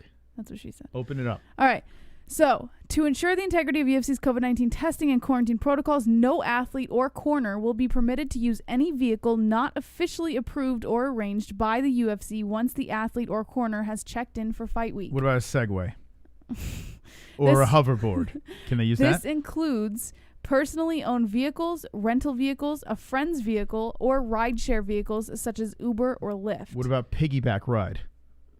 Is that considered? I guess that would be rideshare, right? Maybe. The policy applies to all athletes and corners, including those based in Las Vegas as well as those based outside of Las Vegas. In addition, any athlete or corner who leaves the hotel property without coordinating with UFC event operations, including post-fight, will not be allowed back into the hotel. If an athlete or corner needs transportation for any reason during fight week, including to go to the market, the UFC Performance Institute or UFC Apex, they must call, and then they give a number, and they say with UFC event operations. Thank you in advance for your cooperation. So basically what they're saying is once you get here, you're in prison for the week. You fight, and then you're still in prison post-fight until you're cleared to leave. All right. Well, I mean, I don't blame the UFC for taking the extra precautions. You know, I don't want to see any more fights fall off these cards. So if they got to do what they got to do. You know, I'm sure this all happened because Dana White was getting very frustrated with fights falling off. Yeah. And look what happened with UFC 256. Now, it ended up being a great card, but they lost a lot of fights on that card. The problem is, like, people are following what the UFC is doing. It's working. And then you kind of get like, well, this thing is not that serious, right? So you follow all the steps. And then in your personal life, you do things that might risk the situation because you're like, I'm not going to get this COVID stuff. And then you wind up getting it, or your trainer winds up getting it, and it's all out the window. So I guess you got to play the rules. I play by the rules. I don't know. I don't know what the hell's up with this coronavirus. All I know is we went to the dentist the other day, and we also, what did we do today? We did something today, too. We went to the doctor. OBGYN to see the baby. We're still alive. And I was walking around without my mask in the dentist office, like from one room to the other room. Could you imagine how much COVID I probably caught? Walking from one room without my mask to the other room. And then I'm talking to the doctor with a COVID, like my face is not protected from the Rona. Why did you walk without your mask? They didn't tell me to put it on. So I was just like, all right. So you didn't think maybe you should put it on? No, because they were just like, just told? Yeah. Well, if I have to wear this mask, you got to have to tell me, man. Like if I walk into the building with the mask and then you tell me to remove my mask, then I'm going to take the mask off, right? And I'm going to put it back on when it's time for me to put it back on, right? But if you take off your mask for the cleaning and they're done cleaning and moving you to and transporting you to a different room, don't you think No, I don't Maybe think so. I should put my mask back No, I on don't need until it. I get to the next Because room. they got to go back in my mouth again. So then I have to put the mask on. So just take I'm it moving off. from one room to the other room. I want to catch a little, I want to get a little, Yeah, I don't think there was I want to live on the edge from there. one room to the next. Oh, God. Yeah, meanwhile, the mask is probably dirty. Let's be honest. The mask that I'm wearing, like I completely... I don't know why you wear that mask. I wear the pull-up now. I don't even do the surgical or anything. Like around my neck, I haven't washed it. And like it smells. I throw it over my completely face. defeats the purpose if you don't wash the I mask. don't even care anymore. Like I don't think You should honestly. care because you have a child on the No, way. I do care, but the whole purpose of the mask is it's supposed to protect others, right? So Well, no, basically, it's like if you're if you're wearing pants but I'm not wearing pants, but you pee your pants, yeah. but I'm not wearing pants, it's like 50% less likely that I'll get pee on me. Oh, the cloth But if doesn't we're even both work. wearing pants, then it's like 100% less likely. But that if I there'll be any pee on me. sneeze or if I cough in the cloth mask, it all stays in my mask, right? Well, not all of it. No. Well, some of it, like say 80% of it, stays in my mask, and it just goes into my beard, right? It absorbs into my face, so you don't get sick. So I sneeze. But I will get sick. By the way, sneezing in a mask is possibly one of the worst things. But you have to do it. That's what the mask is for. I know it's a terrible thing, right? Let me know with the ones in the chat if you sneeze in your mask. I then like the look. It's kind of like the shame, like look in your eyes, like oh my god, and especially if you have a beard. Why the hell is this all over your face now? You have to walk around the rest of that experience in that store with this sneeze juice all over your face. There has to be a better way. Anyone sneeze in the mask, let me know. And if you haven't, then I don't know what to say anymore. So according to... Oh, do you want me to read the chat? I got you. No, I'm seeing if All right. no one sneezed in their mask. Not one person in Guys, chat. do you understand? Oh, my God. Not one person. So that means they don't wear the mask. The ignorance that is happening right now. No one's wearing You the understand the mask is there for you to cough and sneeze into. They're not. right? They pull it down. like- You sneeze. Oh, and allow pull me it to back. wear my mask while I'm not spreading diseases, and I'll pull it down when I'm ready to spread. Not one. Not one in the chat. So that means that everyone pulls the mask down, sneezes on everyone else. So why are we my even bothering God. wearing the mask? You guys are fucking retarded. See, no one does it. I'm not going to sneeze into my mask. Honestly, in fairness, I think people are embarrassed to put the one there. Because honestly, That's you don't want what to be it's there that for. guy. You're supposed to cough and sneeze into your mask. But then they know you as the guy that had mucus all over your face. No, do you get You like know? fucking gobs of mucus coming out when you sneeze? Yeah, I do. When I sneeze, it's an event. When I sneeze, you hear the power of my sneezes. I can move mountains with my sneeze. In fact, those mountains were closer the last stream, but I sneezed. What do you get? Like a waterfall of fucking snot You ever coming see out it? of your It nose? shoots across the room. It could take your eye out. That's disgusting. That's fucking disgusting. Not one in the chat. All right. Well, let's spread it. Okay. What else we have? Okay. According to 186 people, not one person sneezing a mask. yeah, you guys are so full of shit. According to Danny Segura of MMA Junkie, Dana White is a little confident that he can talk Khabib Nurmagomedov into a UFC comeback. Okay. Are you ready to talk about this, Moss? Yeah, because he is coming back. He's not. Yeah, money. UFC President Dana White still believes Khabib Nurmagomedov will fight again. White feels good about the UFC star potentially returning to the competition, despite saying he's done fighting after his third title defense against Justin Gaethje in October of UFC 254. Although Nurmagomedov announced his retirement in his post-fight interview that night, the promotion still has the Dagestani fighter labeled as the UFC lightweight champion. A big reason for that is because White plans to meet with Nurmagomedov next month to try to talk him into coming back.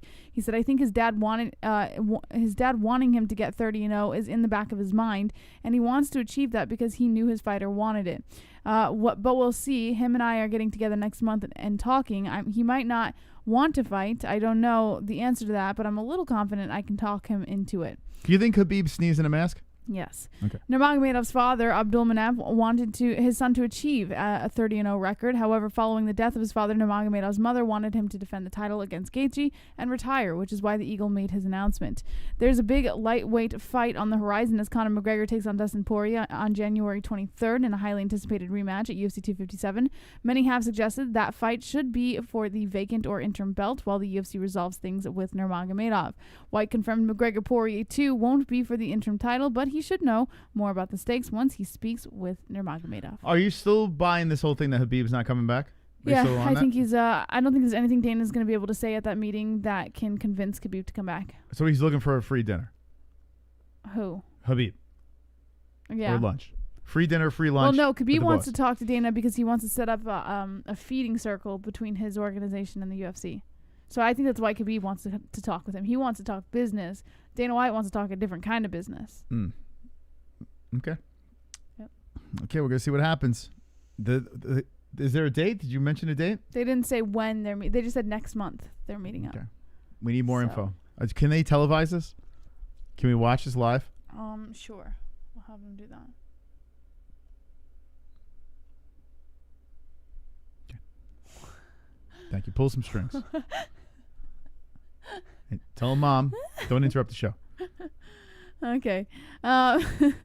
According to Tim Bissell of Bloody Elbow, Dana White ranks Charles Oliveira after UFC 256 win over Tony Ferguson. Oh, yeah, the rankings came out. Let's look at these things. Yes. We saw the rankings where McGregor was the pound-for-pound GOAT. Made total sense. Now, this is basically what Dana White said. He said it's going to be interesting on Tuesday to see where the media ranks him in that division. He's without a doubt one of the top 3 guys in the world right now. We've got some fights coming up in that division, and I have a meeting with Khabib, so we'll see how this thing plays out. Now let's see where he is. Okay, he passes Whoa. RDA, Dan Hooker, Conor McGregor. which I'm cool with. Conor, I am not cool with. Because, listen. Conor's been on the shelf, Moss. Conor's fighting in January for basically that #1 spot. Makes no sense. Tony Ferguson down, understandably. Charles Oliveira should be 4. Do you think Conor should be above Ferguson? Yes. I think Conor should be number 3. And Oliveira number 4. Yes. That makes no sense. Because Conor is the double champ. Conor does whatever the fuck he wants. He should be number 4. All right, get off the fucking Conor train for a minute and answer logically. It's the truth. You really believe Oliveira belongs? Yes, I do. Conor? How many belts does Oliveira own? How many does he Conor have? doesn't own any belts right now. Yeah, he does. He's got a plethora of them. Yeah, he does. No, I'm saying he's Pick a not belt. holding any belts at the current moment. Yeah. A little respect, please. Put Conor at 3 and Oliveira at 4. Conor hasn't fought down as to much 5. as Oliveira has this year. Doesn't matter. Jesse, come on. What are we talking You gotta about? go on activity as well, Moss. You can't Oliveira just say beat up because an he old was a Tony champ. Ferguson. If that was the case, you could put Weidman at the top too and say, oh well, Weidman was a champ. You can't do that. You're comparing Chris Weidman, who did a nice job at middleweight. Don't get me wrong. Beat arguably the greatest of all time. To a man that was a double champ. Who's on the shelf and hasn't fought. A man 2020. Who is still fighting at the top of the game. Hasn't fought in a year. A man who has a fight in January. Hasn't fought in a year. For the #1 spot. And lost. And you're comparing this man. Lost to Khabib. Hold on. I'm just trying to make this clear. And You're then comparing this man against hold on. A washed up Cowboy Cerrone. You're comparing this man to Chris Weidman. You hold him on too much of a pedestal, Moss. This is analogy number 3 for tonight. I did not compare him. You know, you're putting words in my. I never compared him. Okay. I said it's like saying that Chris Weidman belongs on top. Okay. Because he held a belt. You can't say because he held a belt that he belongs higher up on the rankings. This is why we love you. This is why you're part of the game here. This is why you come out with these things that are absolutely wonderful. I did not compare him. What part of that do you not understand? In any I believe in my heart that because you're holding him on too much of a pedestal. Okay. I believe that he should be number 3, Oliveira number 4. Where do you want Oliveira? Do you think these are right? I think this is right. I think Ferguson should be below McGregor though. I don't think Ferguson should be above him. Yes, of course. But I do like Oliveira at number 3. Okay. Oliveira at number 3. All right, so I would flip-flop 3 and 4. What do you think in the chat? Let us know as Oliveira looks great. Yeah, Oliveira's on a nice run. Wonderful. Conor won in 40 seconds. Oliveira won by decision. Which fight did he win in 40 seconds? Washed up Cowboy. Washed up Cowboy. Cowboy holds the record for like pretty much everything. Stop. Hall of Famer. Stop. Conor beat a Hall of Famer in 40 seconds. Stop it, Travis. Hall of Famer Cowboy Cerrone. Travis, listen, man. This is easy. This is amateur hour. We got this on lock. Cut it out. Hall of Famer. It's embarrassing. Beat him with his shoulder. My God. Anyway, Charles Oliveira on a tear, moving up the rankings. Going to be interesting to see where they place him. But hopefully he doesn't run to McGregor because, it's going to be a problem. For the Oliveira fans, it could be very problematic. Okay. Next story, please. And thank you, Travis, for that generous donation. Wonderful. You sure can. All right, we'll go back into the chat. Jesse's a mama, or mama to be, so she's got that kid pressing on the bladder. pushing on there, so she's going to be peeing a lot lately. Conor did beat Cowboy faster than everyone. That's true, Cayman. I mean, listen, Cowboy's washed up, of course. It's just how it was done. Think about this. Where are you going? We don't have toilet paper. Oh, she don't have pants on, guys. It was how it was done. I mean, think about that. Oof. Wonderful. Beautiful. Oh, it's Khabib's mom. My boy Khabib will come back, and he will fight McGregor this I believe. My boy is afraid to fight McGregor. But please believe me when I say this, McGregor will be champion again in 2021. This is not number one bullshit. Oh, my God. I can't even believe Habib's mom would donate like that. Thank you, Habib's mom. Appreciate it. And you're right. If you're just jumping in, Habib's mom is a very a swole member of the show. She's wonderful. Wonderful. Thank you, Habib's mom. Yeah. I don't disagree with you on any of that. Masvidal versus McGregor, that'd be fun. That would be fun. And I'm sure Jorge would like that. I'm sure he would like that fight for sure. It looks like he's fighting Covington. That's what it looks like, but that's not really set in stone, so that's supposedly happening in February. I don't know. She's a big fan, Matt. Yeah, she actually just bought an MMA-HOLES shirt. Hopefully when she gets it, she'll post pics. Habib's mom with an MMA-HOLES shirt. Maybe this one, MMA-HOLE, which is on the MMAHOLES.com. Go check it out for yourself. Nice and simple and wonderful. Wonderful. Yeah, you missed Habib's mom's donation, Jess. Oh, did I? Big fan of the show. Oh, nice. All right, so Charles Oliveira moving up the rankings, and listen, he deserves that respect. Still curious to see what happens with Tony. I did notice on the IG. Let's go to Tony El Kukui, who's, I gotta say, Tony handles losses pretty well. He does, and yeah, this most recent one he handles well. He posted a bunch of shit here. Is this him back? Okay,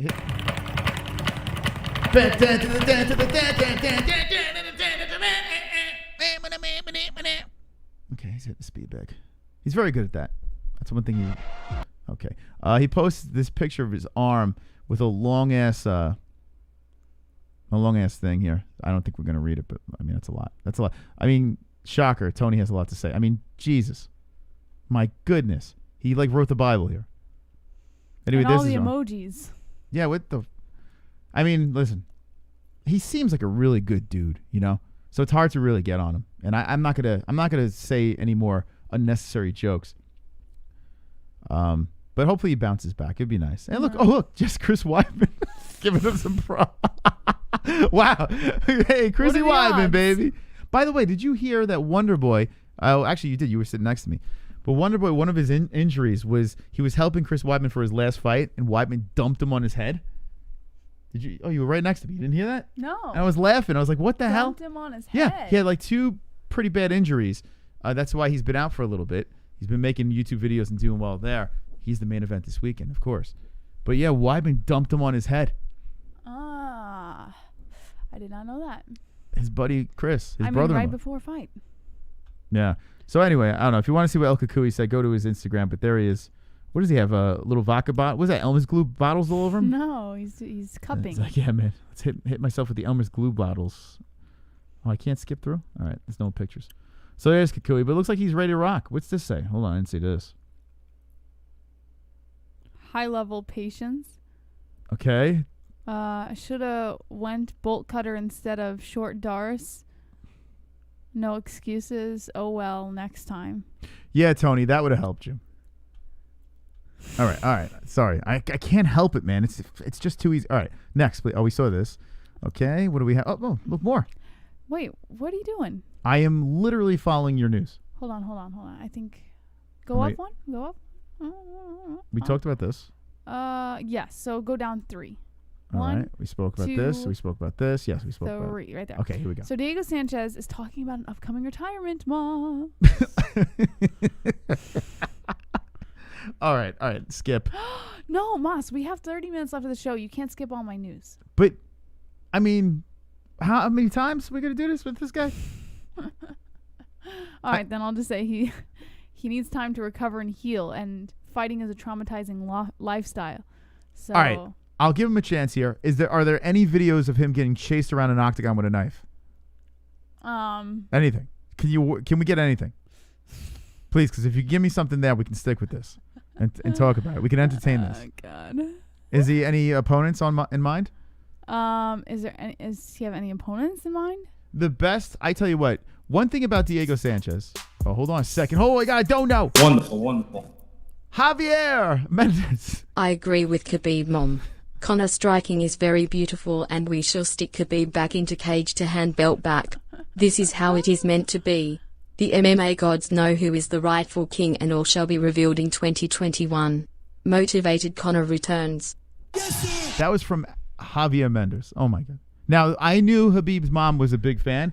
Did not know the striking coach was too. Oh God. Wow, Javier. Thank you. That means a lot. By the way, our goal is moving up. Thank you, everyone. We're trying to hit that end of the year goal. It's going to be tough. But only you can help out the MMA holes. Only you can stop wildfires. All right. So we can only hope for this with Diego Sanchez. That he comes out with that Jorge Masvidal impersonation again, because that was great. You know what I'm talking about, Jesse? Sure. What are you doing?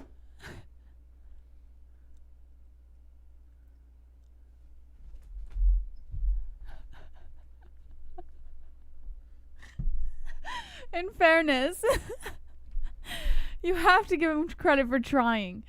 I mean, he saw... God.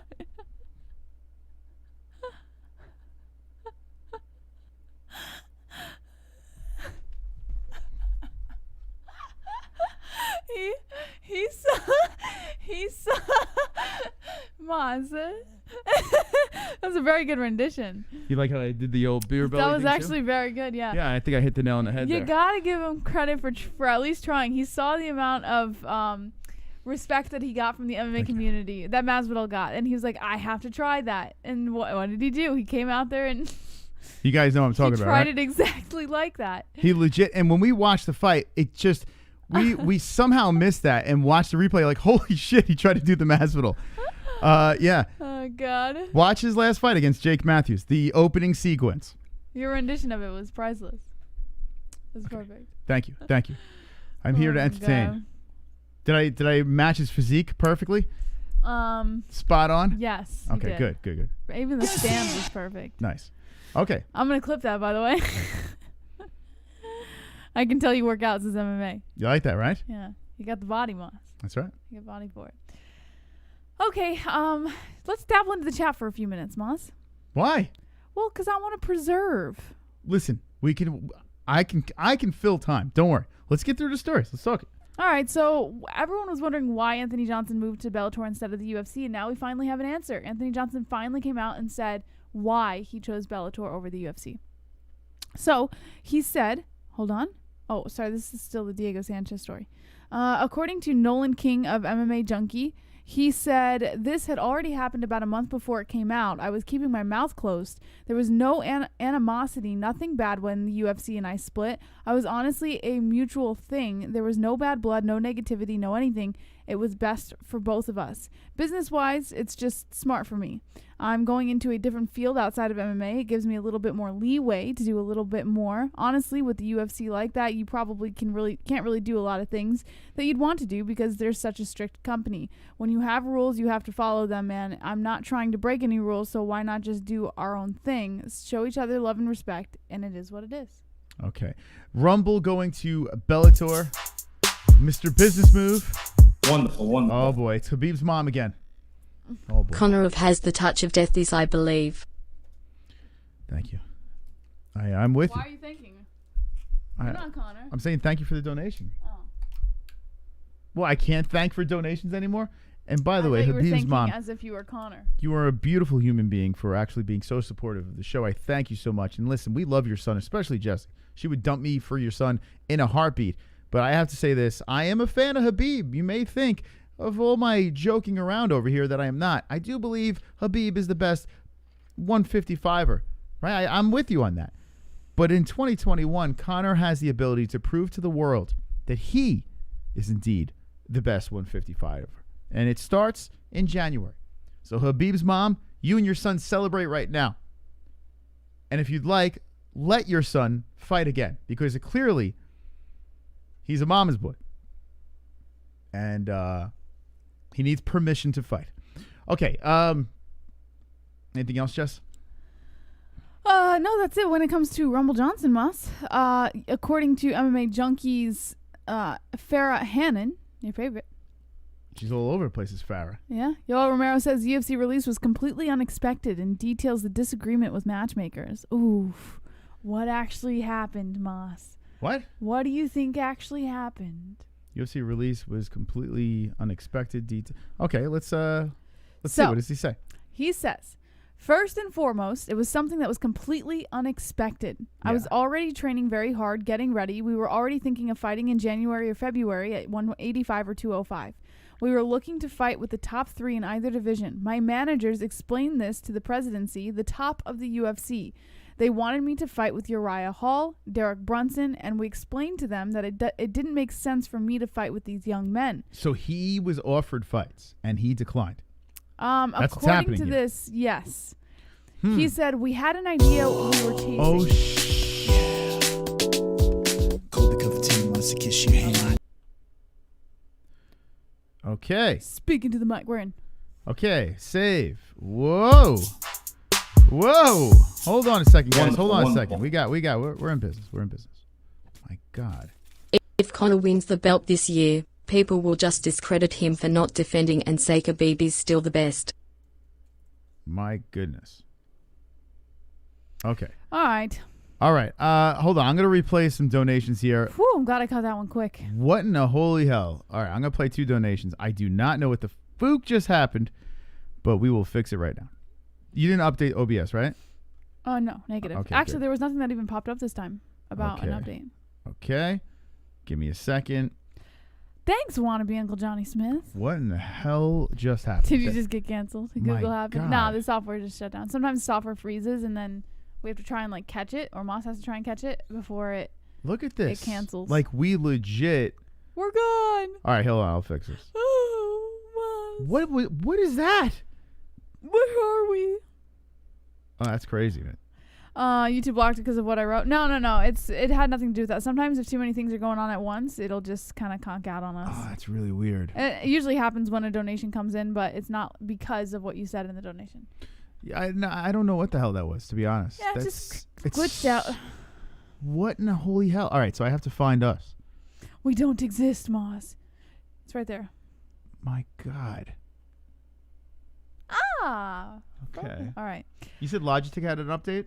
Logitech did, yeah. That's probably what it was. If You I had think to so? guess. Yeah. Did you restart the computer when you updated it? That might have been it. No, I didn't update it. It just opened up and said there's something new. That's it. It didn't. So it updated on its own. Yeah, it did its own thing. Okay. Brett Baratheon. It's not playing.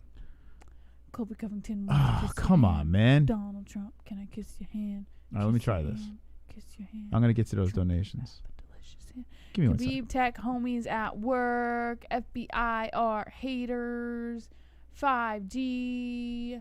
What happened to my donation? It'll come through. Don't worry. Yeah, I'm going to play it. That's what I'm doing right now. Joe Crew. Views for you in 2021, brothers. I forgot to mention Melvin or Marvin Victor. You mean Marvin Vittori. Okay, let's see if this works. YouTube not playing around. Oh, by the way, guys, sometimes if it does this, your quality looks blurry. So just go to the little sprocket if you're on a desktop, or go to the 3 dots if you're on your phone or something, and just click quality and click 1080p, and it'll clear us up again. Sometimes when this happens, it gets a little blurry. Yeah, I don't know what the hell. Click on the quality over there, just out of curiosity, see if we are in 1080p. I'm just curious. All right, we're gonna fix a couple of glitches. I don't know what happened. The system just literally, it just on us. Yeah, just go to the settings on the actual like video window. Go to the settings and then just click quality and click 1080p. Have you been to Norway? Never. Oh, I like solar wind, solar flares. Oh, guys, we've had this meteor shower that happened today. It's been actually supposed to be happening throughout the entire week. Called the Geminids, I think is how you pronounce it. And we've been able to see them from the daytime. Oh, what? We've seen meteorites burning in the daytime. It's really cool. All right, so I'm trying to get your donos in. I don't know what the hell's happening here. It's on 480 right now. Yeah, just change it to 1080. It'll clear up. It does it sometimes when it glitches out. This is what I'm going to do. Hold on. I'm going to do this. So this is Brett Baratheon's donation over here, which was 4 minutes ago. Yes. He says. And let's see. I'll see if I can get this thing going. I'm going to say it like the robot. Yeah, say it like the robot. Don't please. let the insidious liberals steal this election. Keep fighting. If you think they aren't coming after our guns and everything else we like when they are done with our freedom, you're crazy. Please keep supporting this channel. Support free speech. How odd. Is this not bizarre that donation was the one that comes in and then all of a sudden we get shut down? No, but it was the software that shut it. I know, but what is the odds of that? Like, seriously. It's coincidence. That's a really bizarre coincidence. Colby Covington wants to kiss your hand. All right, the next donation was from Travis Tabor. We'll play this over here. It's not playing, but we'll show it. I'm not sure what the hell's going on here. All right, what did Travis say? Travis says, if Conor wins the belt this year, people will just discredit him for not defending and say Khabib is still the best. It will be utterly unsatisfying. Yeah, that's you're right. That's the defending belt thing will be the only argument that everyone will have, and it's I get it. I get what they're trying to say. Oh, defending belts means so much, and if it meant so much, then why are the same people saying that Mighty Mouse is not the pound for pound GOAT? Makes no sense. It's actually defending belts is probably the dumbest argument because the same people don't think Mighty Mouse is the GOAT. So it's kind of fucking stupid, but you know, there's a lot of stupid people. All right, let's see. Jonathan Wilberding coming in. Let's get his comment. Thank you for the donation. Do you have an alert box on here? Oh, yeah, I have 2 of them, actually. I put 2 alert box on. None of them are working. Oh, nice. So I'm going to do this. Here's Jonathan's comment. Thank you, guys. And Jonathan says, are you guys going to Fight Island for your honeymoon? Yes. Yeah. We will. Actually, we're going to, not the honeymoon. We're going to get married on Fight Island.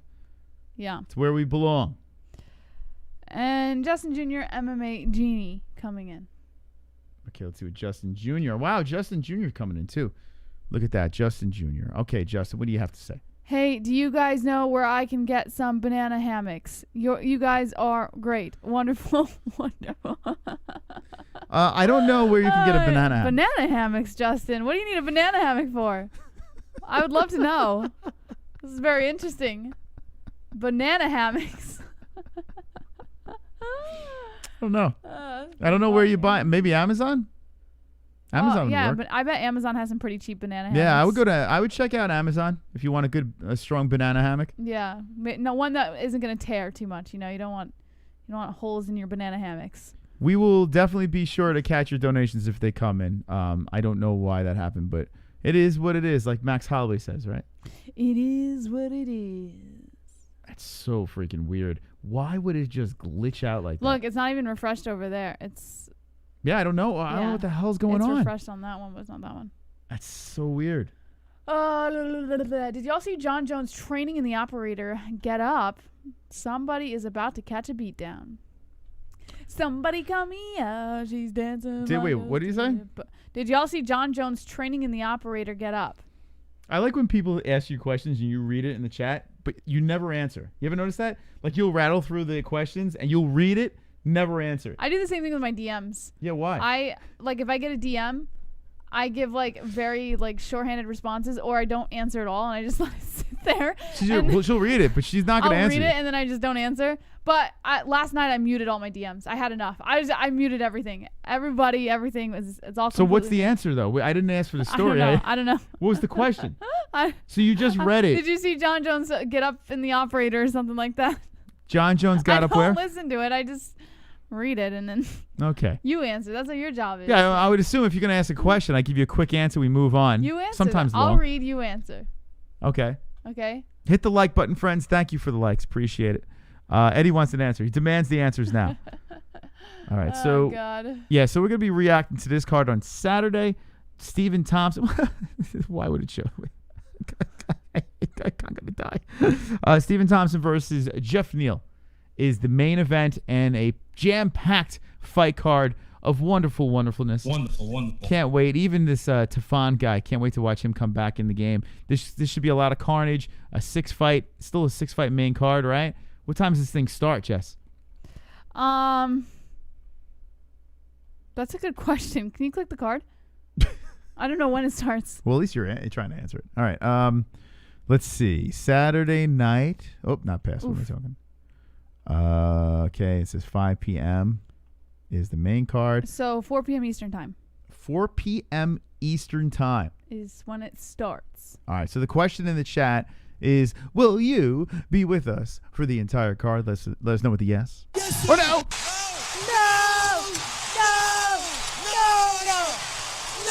All the way starting it up with Glenn versus Minus.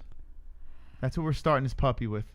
Oh, Lord. All right. I just tried donating $20 to say sorry about holding up the show, and it will not let me donate anything. Come on. It won't even let you donate now? All right. Hold on. Let me check. It might just be... Guys, it's not Stream. It's the actual software that crashed, so it has nothing to do with the donations. It just happened to come in on But he's the same saying time he as tried the to donation. donate, and it won't even let him do it. All right, but that's a Streamlabs thing. That has nothing to do with what happened. That's so funny, man. Well, it's not your fault. It's not your fault. Yeah, I don't know what the hell it is. That's kind of weird. It's probably... Okay, donations work. They're good? Yeah, so Streamlabs still works. Yeah, I don't know. Maybe they don't like you, Brett. I don't know. Maybe they're like, that's the political guy. No donations from that man, please. Somebody go. I have no idea. I have no idea anymore. Like, it's just... December's been the biggest clusterfuck month that we've had here. It's been really bizarre with technical difficulties and stuff like that. Everything in December has been weird. Yeah. Not just technologically, just everything. You know? 2020 is going out with a bang. So everyone is getting weird. Everything is getting weird. Like it is it's an odd. Yeah, I did notice that. Stop. It's stop odd. it. It's really a weird one. By the way, I looked outside today, or tonight I should say. I looked at the moon, and the moon was the fingernail moon. Jesse, what's that called? A crescent. Beautiful.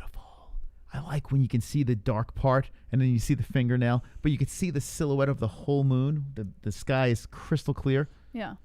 Oh, I love that. I absolutely love that.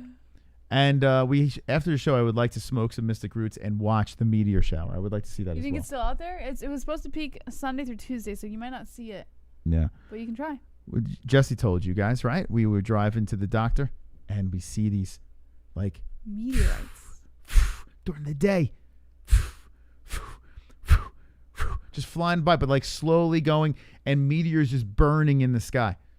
Like, what in the holy hell is going on? I've never in my life. Now, let me know in the chat if you live, I don't know, maybe Cali, you could probably see that stuff too, or if you're in Arizona. They said it was supposed to be most visible from Arizona. Anyone live in Arizona and never see anything like that? I've never in my life seen during the day meteors just like soaring through the sky. The craziest thing ever. Really bizarre. We got some videos if you really care about it. We'll show you. But pretty cool stuff. It is nuts. All right, so I see Brett's donation coming in here. Let me see if I can do this. So, Brett, your donation did go through. It's just not playing on our alert box because we glitched out. I have a feeling this is a software thing. I don't think, It has nothing to do with your donations. I do not think. Yeah, I think because our software just completely crashed. Not sure why, but we will show.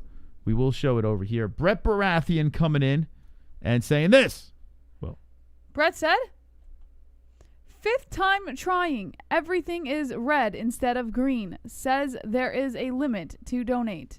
What? That's crazy, man. Thank you, Brett, for the $20 donation. You are wonderful, wonderful. Wonderful. Yeah, that came in a little late, though. Wait, I want to message Streamlabs about that. A limit. It's crazy. They're limiting you on how much you can donate? Is that what you're saying? And we got Jonathan Wilberding coming in with a $2 donation. It says, I'm back, Uncle Jonathan. Wonderful. Welcome your back. I'm back. Welcome to the back club. Thank you. Oh, goodness. All right, so if you're just jumping in, we discussed a bunch of things tonight. I'll give a quick recap, and then we're going to wind this thing down. Jake Paul is going crazy. He's going out there. He's just calling everyone out. He wants the McGregor. He wants the Dylan Dennis. He drives by Brendan Schaub's little food truck diarrhea situation, and throws water balloons. then a roll of toilet paper. I think it's completely staged, ridiculous. Although I do think Dylan Dennis versus Jake Paul would be the fight to make. Those two boxing would be glorious. Love it. Dana White talking about he's a little confident on bringing the Eagle back. He thinks he can talk him into 30-0. We discussed the Thompson versus Jeff Neal fight. Jesse, do you have a pick on that fight? No. No. I feel like I should go Thompson, right? But I'm not like big on picking Wonder Boy. Maybe it's like a bias thing. I just don't like. There's something I don't like about him. I don't know what it is, but I kind of don't want to pick him. Like I want Jeff Neal to win. Is it because he refuses to come out of the closet? No, I don't care about that. I just, Okay. I don't know. He kind of annoys me a little bit. He annoys you. Okay. He's not a bad guy. He just, I don't know. Mike Perry head kick. The Nico Price ground and pound. Bilal Muhammad unanimous decision. Camacho head kick. Brian Camozzi. Listen, ladies and gentlemen, Jeff Neal is on a nice run. Jeff Neal is very exciting. He's got some pop. He can hurt you. But listen to me, the mystical one. I like Stephen Thompson. Even though he's been knocked out by Showtime Pettis, I think he looked great against a tough Liu Kei. Even though he got injured and he had to recover from the Liu Kei fight, I think Stephen Thompson is ready to rock again. And I feel Stephen Thompson does what he has to do to get it done. And get it, yes, sir. Get that win. Yes, so, sir. Wonder Boy. What are the secrets of your power? Chat, what do you say, Stephen Thompson or Mr. Neal? I mean, if you say Neal, hands of steel, you got a good chance.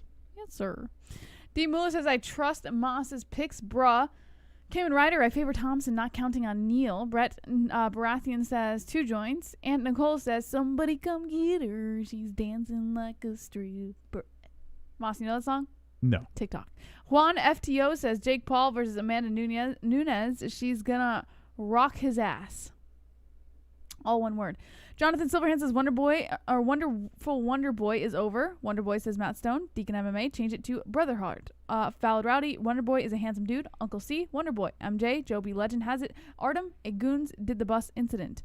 Eddie Machete, yeah, I like Wonder Bread. Alex Stincato says Wonder Boy looked really good against Luck. Cayman Ryder says Anthony Johnson was supposed to grapple Fabricio Verdum, but it's replaced with Ryan Bader. That's the truth. Yeah, Submission Underground is Sunday, and Rumble will be grappling Bader, which is kind of interesting because those two, they could possibly dance in Bellator. So we'll see how Rumble could do. You know, Rumble's not known for his grappling over there. I'm assuming that he's been training on it, and Ryan Bader, we know, is very good when it comes to the grapple aspect of the game. So that's interesting. Cowboy Cerrone's also grappling RDA, which maybe a little payback, Jess, you know? RDA beating the living snot out of him. So Submission Underground is Sunday night. Now, the problem with Submission Underground is we have some business to take care of here on the MMA Holes. The New York Giants are playing the night game. Now, I probably should... Oh, they are? Yeah. Oh, shoot. I probably should have my attention to Submission Underground, but they are playing a very important game. Their quarterback is not doing too well, and this is big. Muy importante. Against the Cleveland Steamers. Browns. Maybe. That's RX's team. We're that playing is RX's team. Yes. Ooh, RX, get ready for some smack talk, brother. Maybe we can do a double dip. Maybe we can just do like I'd rather just watch football, to be honest. No, I'm saying like watch the interest. football game, like just basically, I don't know, maybe pop live on the phone or some shit and watch both and just kind of hang. I'm not going to lie though, Submission Underground, I have interest, but I'm not I have no like the interest. Giants are like they're my number one priority when it comes to Sunday. We got a donation coming in over here. Thank you to the donator. It is DVS coming in. Look at these people, swole, sexy people, not even caring about the alerts, letting them fly. So we're going to show it on the screen. They will be back going, of course, on Friday, but I don't know what happened. They just fell apart halfway through the show. What's it say? Whatever happened to that fighter with a name that sounds like my anus? I do remember the clip of one of his fights had the commentator saying my anus is taking a pounding. So maybe his career was short-lived. What fighter sounded like my anus? I don't remember. It sounds remotely familiar, but I can't. My anus. I can't remember it. I'm sure we would have capitalized on that. My anus is on the ground. My anus? My anus is I'm trying to think of during play-by-play who he sounds like. I don't know, but My I'm anus pretty is sure. in ground. I don't remember. Do you guys control. know? Do you remember? My anus inside control. My anus inside. Yeah, there was someone that had a similar. What was it? It does sound familiar. I feel like we briefly made fun of this. Who knows? I don't remember. It sounds familiar. My anus? Real Gamer says New York got this. You think so, man? Like Daniel Jones has that ankle sprain. No Odell Beckham in the Browns, so that's good. Anyway, what are I was actually gonna look up my anus on my anus on Google. My anus UFC. Okay, here's a question for you, Jesse. I'm going to the third fight. Who, if people looked at you and said, Jesse, please, I really want to put money on this fight, which you probably shouldn't do. Who would you lay the cash on, Pereira or the Chaos? As a casual pick, I would have said KS Williams just looking at his records. However, Mitchell Pereira, if he would get rid of the fucking acrobats, he would be so, I feel like he'd be 10 times better, right? That said, I do think Pereira is pretty fucking good. I wouldn't be able to tell you who to put money on. I'm going to be honest. Come on, Jesse. You got to give me a guaranteed But I will lock. tell you, I am not picking Pereira because I cannot stand the fucking acrobats. If I wanted to see gymnastics, I would watch the Olympics. But remember his last fight? I want to see MMA. You remember Pereira's last fight? Yeah, he tried to dwindle down the amount of acrobats pretty damn he good. used. Yeah, that's what I'm saying. He's a good fighter if you would get rid of the fucking acrobats. He looked very good in his last fight. Really good. It looks like he toned it down a little, got the sub. It's so annoying. The fucking flipping around and I getting don't, attention. I cannot stand when people go do extra things for fucking attention. It makes me so angry. Well, that's what we do. We sit here and talk about MMA. This guy's doing fucking backflips in the octagon. I just did a Diego Sanchez impersonation. Well, that was a very good impersonation, though. That was very good. Yeah, I like that. All right, so you picking Pereira or no? No, I'm going to go Chaos Williams. All right, so you're saying lay the money on Chaos. After Chaos's last knockout, maybe I'm getting high on someone who is kind of a hype, but I like the kid. 27 versus 26 years of age. 6'1" is Pereira. 6 foot for Chaos. Chaos got that reach. 77-inch versus a 73-inch reach. So Chaos Williams. Who would be a fight on here? Well, she's got to take a pee-pee. Let her take a pee-pee. I was going to say, who would be your lock pick? On the card? Yeah, is there any locks that you can think of? I'm trying to look through here if I can find a lock for you guys.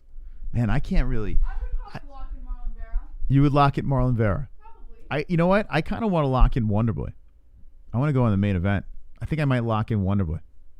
I feel like Wonderboy can do it. He can seal the deal with the decision. If anyone could seal a decision, it's Wonderboy. Let me see who else is on here. Moraes versus Rob Font. It's tough. It's a big step up for Rob Font. This is good matchups on this card. Damn, man. In the chat, what would be your lock? I mean, I tell you, I got to pay attention here. Or you could maybe Tafon, too. Because this kid's probably a layup, this Jamie Pickett. You know what? Yeah, if I'm going to go off, let me look at this Tafon kid. I don't remember him. Contender Series. So he's coming in from the Contender Series. Got the round 2 knockout. All right, so this is what I'm going to say. I'm going to say on the main card, we're going Wonderboy with my lock. And I'm going to have to go with Tafon on the prelims. Tafon? Yeah. Those are my locks. But I think Tafon's probably a favorite, too. Let me see if I can find an under for you guys. Yeah, he's a pretty big favorite. Yeah, Tafon would be another lock. Against who? He's fighting this Jamie Pickett kid. Let's see if I can find an under here that works. Oh, is Nchukwi? Yeah, Nchukwi's probably a favorite, right? Because they're probably laying him up for. Yeah, he's a pretty big favorite. William Knight. Alex Morono. Can I come up with the argument how he's going to win this fight? Sure. He lost to Chaos in the first round. You can come up with an argument for anything. Let's be real. Can I make an argument for him? I mean, no. Maybe. I mean, Chaos is an animal. Can I make I don't know if I would go with him as the under. Although there's something pointing in this direction. I don't know if I can quite do that yet. Greg Hardy with Tabora. I think Tabora is going to drag him down. Maybe Greg? Greg's on a 2-fight win streak, got Maurice Green. He did beat Jorgen De Castro, which was it's a pretty nice win for him. God, who would be my under? I would have to look, but yeah, Stephen Thompson and Tafana would be the guys. I would have to keep looking for the under. All right, let's see what you think in the chat. You think Greg Hardy, huh, Kevin? He does. He's doing enough to win, and Tabor's not that great. Even though Tabor is on a little bit of a run, right? Does he got how many wins in a row now? Yeah, he's on a 3-fight win streak, which is kind of crazy. He beat Ben Rothwell, which I was actually surprised. I thought Ben was going to win that fight. Maxim Grisham and Sergey Spivak. Spivak. I don't know, man. I would stay away from this.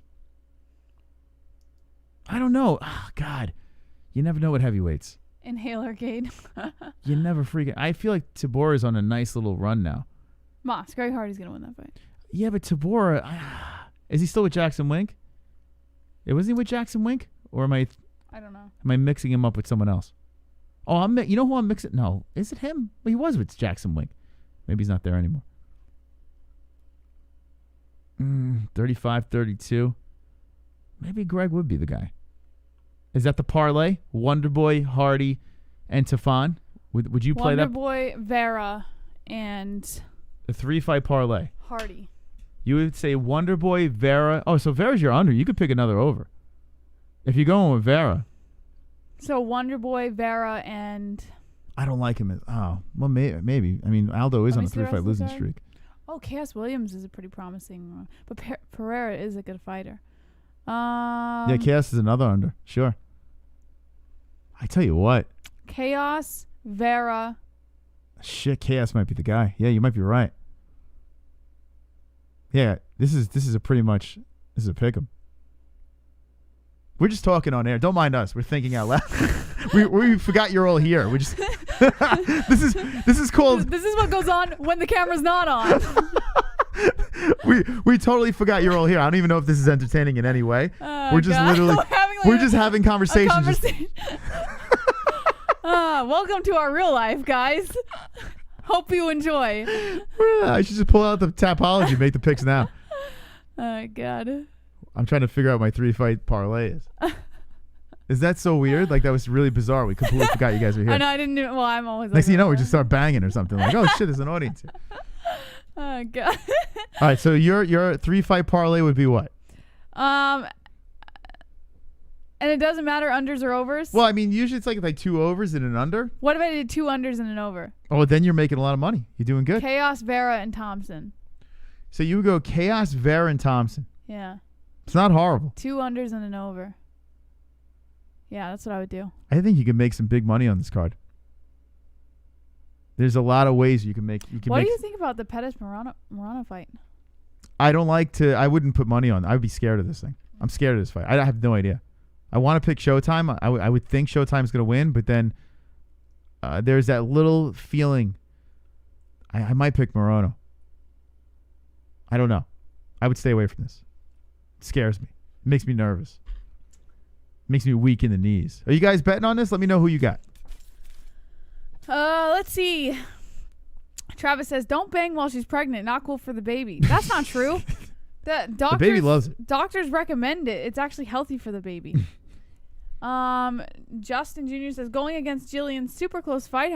Justin, you're going against Jillian? Wow. Might be the stinky comment that I made before. This girl is 16-1 though. Santos. She is 16-1. Wow. She's got some big arms and shoulders. She beat the meatball. She doesn't really have much experience though when it comes to UFC experience. Who's Pettis fighting? Morano, however you pronounce his name. I just got very defensive about that. Of course you do. You gotta get defensive about having sex, bro. You can't let sex leave your life. Who the fuck is that guy? Who the fuck is that guy? Up until 2 fights ago, she fought Cans. Close fight, rooting for Jillian. All right, so you've got Santos for the win, but you're hoping Jillian wins. It's good, yeah. Even if you become friendly with the fighter, you can't fall in love with them and pick them every fight. Yeah. Showtime on the last fight of his contract, overfed milk duds. Oh, I love milk. Oh, Moss, you want to get milk duds? Okay, I'm going to say it. I've said this before. I'm going to say it again. Sorry. Milk duds suck. Oh, I love They are not a good candy. In fact, they taste like chocolate. They're like chocolate-covered styrofoam. It's caramel. What do you mean styrofoam? I don't know. It's just not good. The Milk Duds. I remember. It's maybe I'm chocolate-covered caramel drops. Inside it's chocolate, but inside the chocolate it's caramel. Is it gooey? It's like it's like hardened caramel, but it like softens in your mouth. No. What? It's not crunchy. Yeah, it's no good. No good's not no crunchy, good. Moss. No good. I think you're. Or am I thinking Whoppers? You're thinking of Whoppers. What's the Whopper? Whoppers is what's it called, guys? It's a crunch. It's a maybe I'm thinking chocolate-covered, Whopper. like crunchy. No, Milk Duds are no good either. Milk Duds are soft. It's caramel. they're gooey in your mouth. No, they're they not. get stuck in your teeth. They do get stuck in your teeth, Yeah, but they're no not good. super gooey. No good. Nope, Milk Malt. Duds. They're That's ass. what Whoppers are. Malt. Not as good Whoppers as, are great when you're making a malt shake. but not as good as a chocolate-covered peanut. There's no way a Milk Dud could compare. I disagree. I love caramel and I love chocolate. There's no possible way that you could put a chocolate-covered peanut next to a Milk Dud and say, I'm going to take the I would Milk choose Dud. the Milk Dud. No I would way. 100% choose the Milk Dud. For sure. No way. Yeah, I like, but Then you don't. you're stuck in your no, teeth. but you don't chew it. There's a way to like eat Milk miserable. Duds where it's actually satisfying. Like if you suck on the Milk Dud until the chocolate, melts, and then you get like this caramel. It's like oozing on your tongue. It's perfect. But It's what perfect. if you get like super excited about the Milk Dud and then you take the bite and now you have the problem What problem? where it's just jammed into your tooth? It melts. Like if you So like you're just going to let it rot into your tooth? No, you like lick it off. It melts off. It's too much work.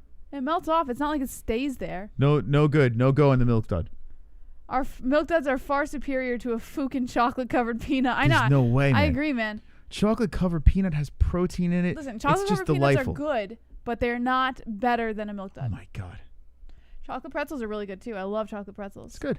Yeah. But I would probably choose the Milk Dud. Chocolate gonna peanut's lie. the best. There is no better candy. I like substance, like consistency in my food. Skittles. Yeah, see, now this is a big argument. I'll eat Skittles if they're the only candy around. Skittles no good. Yeah, but they're not my go-to. Another one where you take a bite in a Skittle, it's hard, and then once you penetrate to the soft part, it's stuck in your tooth, and now you're screwed. You get like where do you get like this? where's stuff the freaking toothpick? You can I got a get it Skittle out. in my tooth. You must have a very weak tongue, Moss, to not be able to get it out of your teeth. I don't mind though. I don't mind a gummy bear. Oh, you lost me. Don't mind it. Never will you find me eating a gummy bear. Nowhere Never. near. But hold on.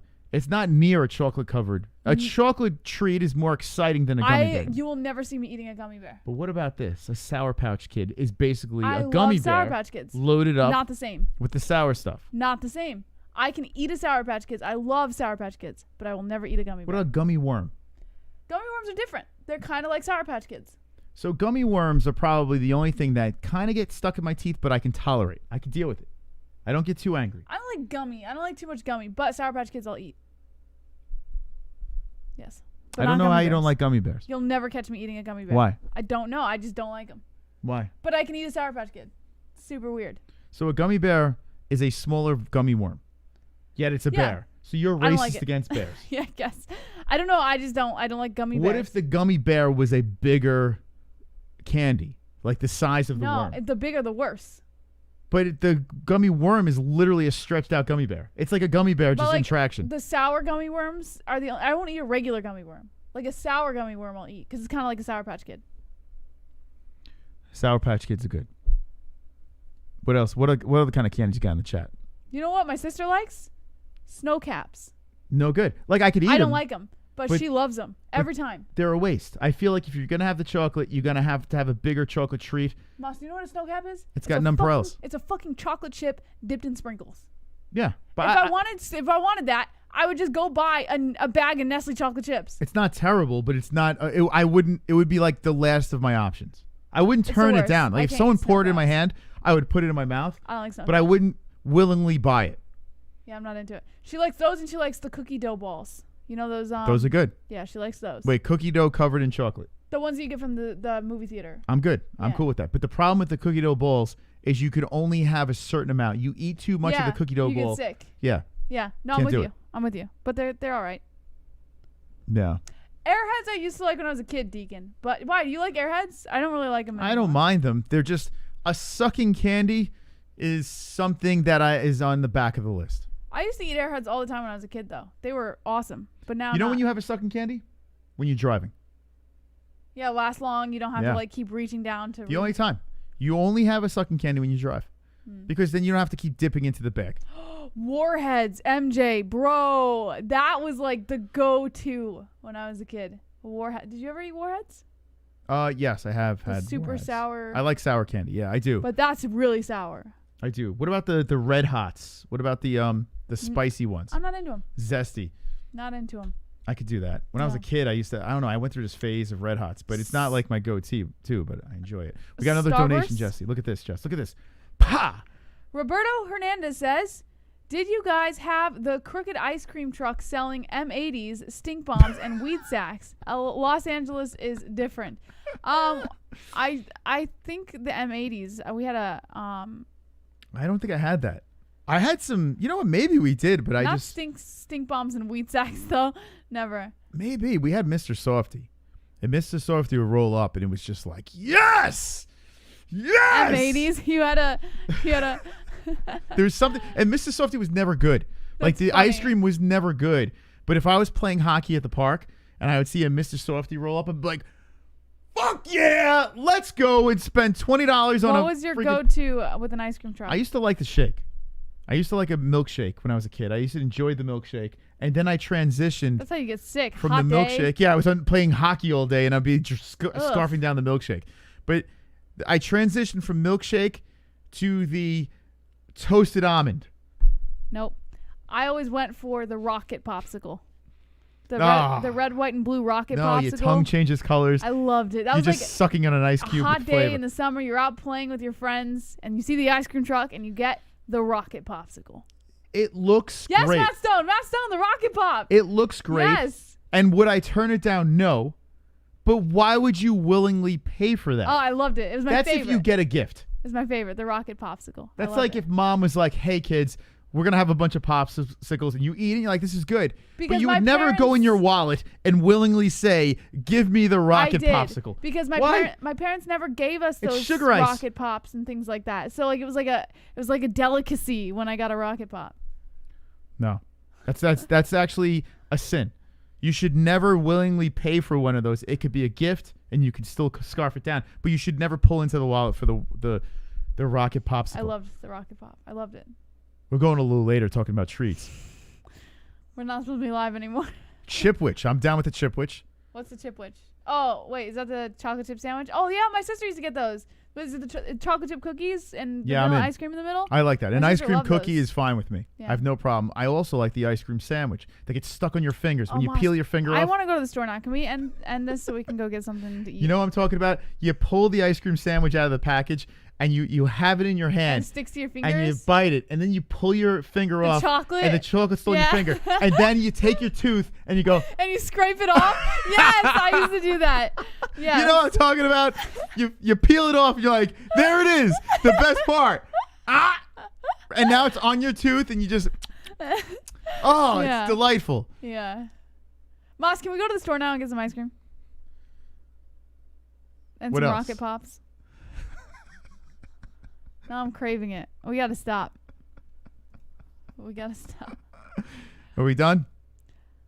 Yeah, let's end the show and go to the store. I'm dead serious. Oh, we don't have to. Come on. Yeah. All right.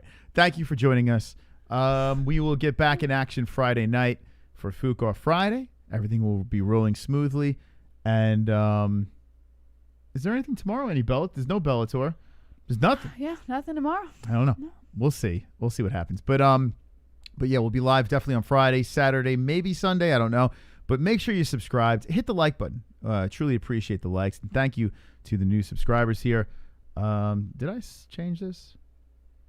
No, I didn't. I haven't changed this one yet. So I got to put this at 6,900. There we go. Wow, we were getting closer to 700, 7,000. I'm ready for a nice ice cream sandwich and a rocket pop nice. right now. Do you think we could hit 7K before the year is up? Like, that would be a nice goal. Right back into the main channel. 7K on the second channel. 40K on the main channel. You think we'll hit 7K? I think we will hit 7K. Okay. That'd be wonderful, wonderful. Thank you guys for joining us. One more. Oh, we got another dono. Hold on a second. Let's play it.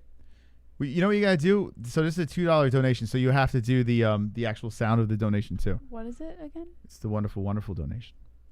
You got to actually do the sound. Boom, ta, ta, ta, ba, boom, ta. Wonderful, wonderful. Okay.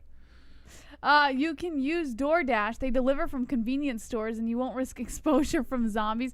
Honestly, I'd rather pick it up because you don't know what they're doing to your stuff. Yeah, we had an experience. One experience ruined DoorDash for us. We ordered which would be really good right now.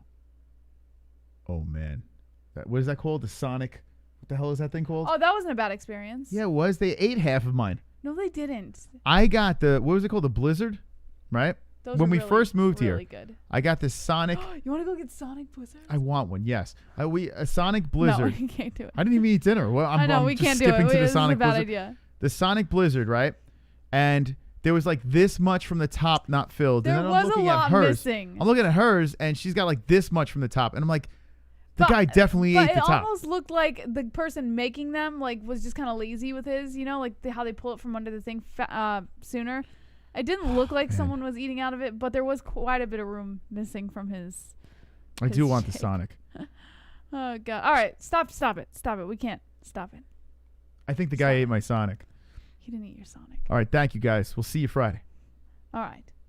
Thank you guys so much for joining us. Thank you for your continued support on the show. Thank you to Dottie and Zalone for giving us a message to give to the MMA-HOLES.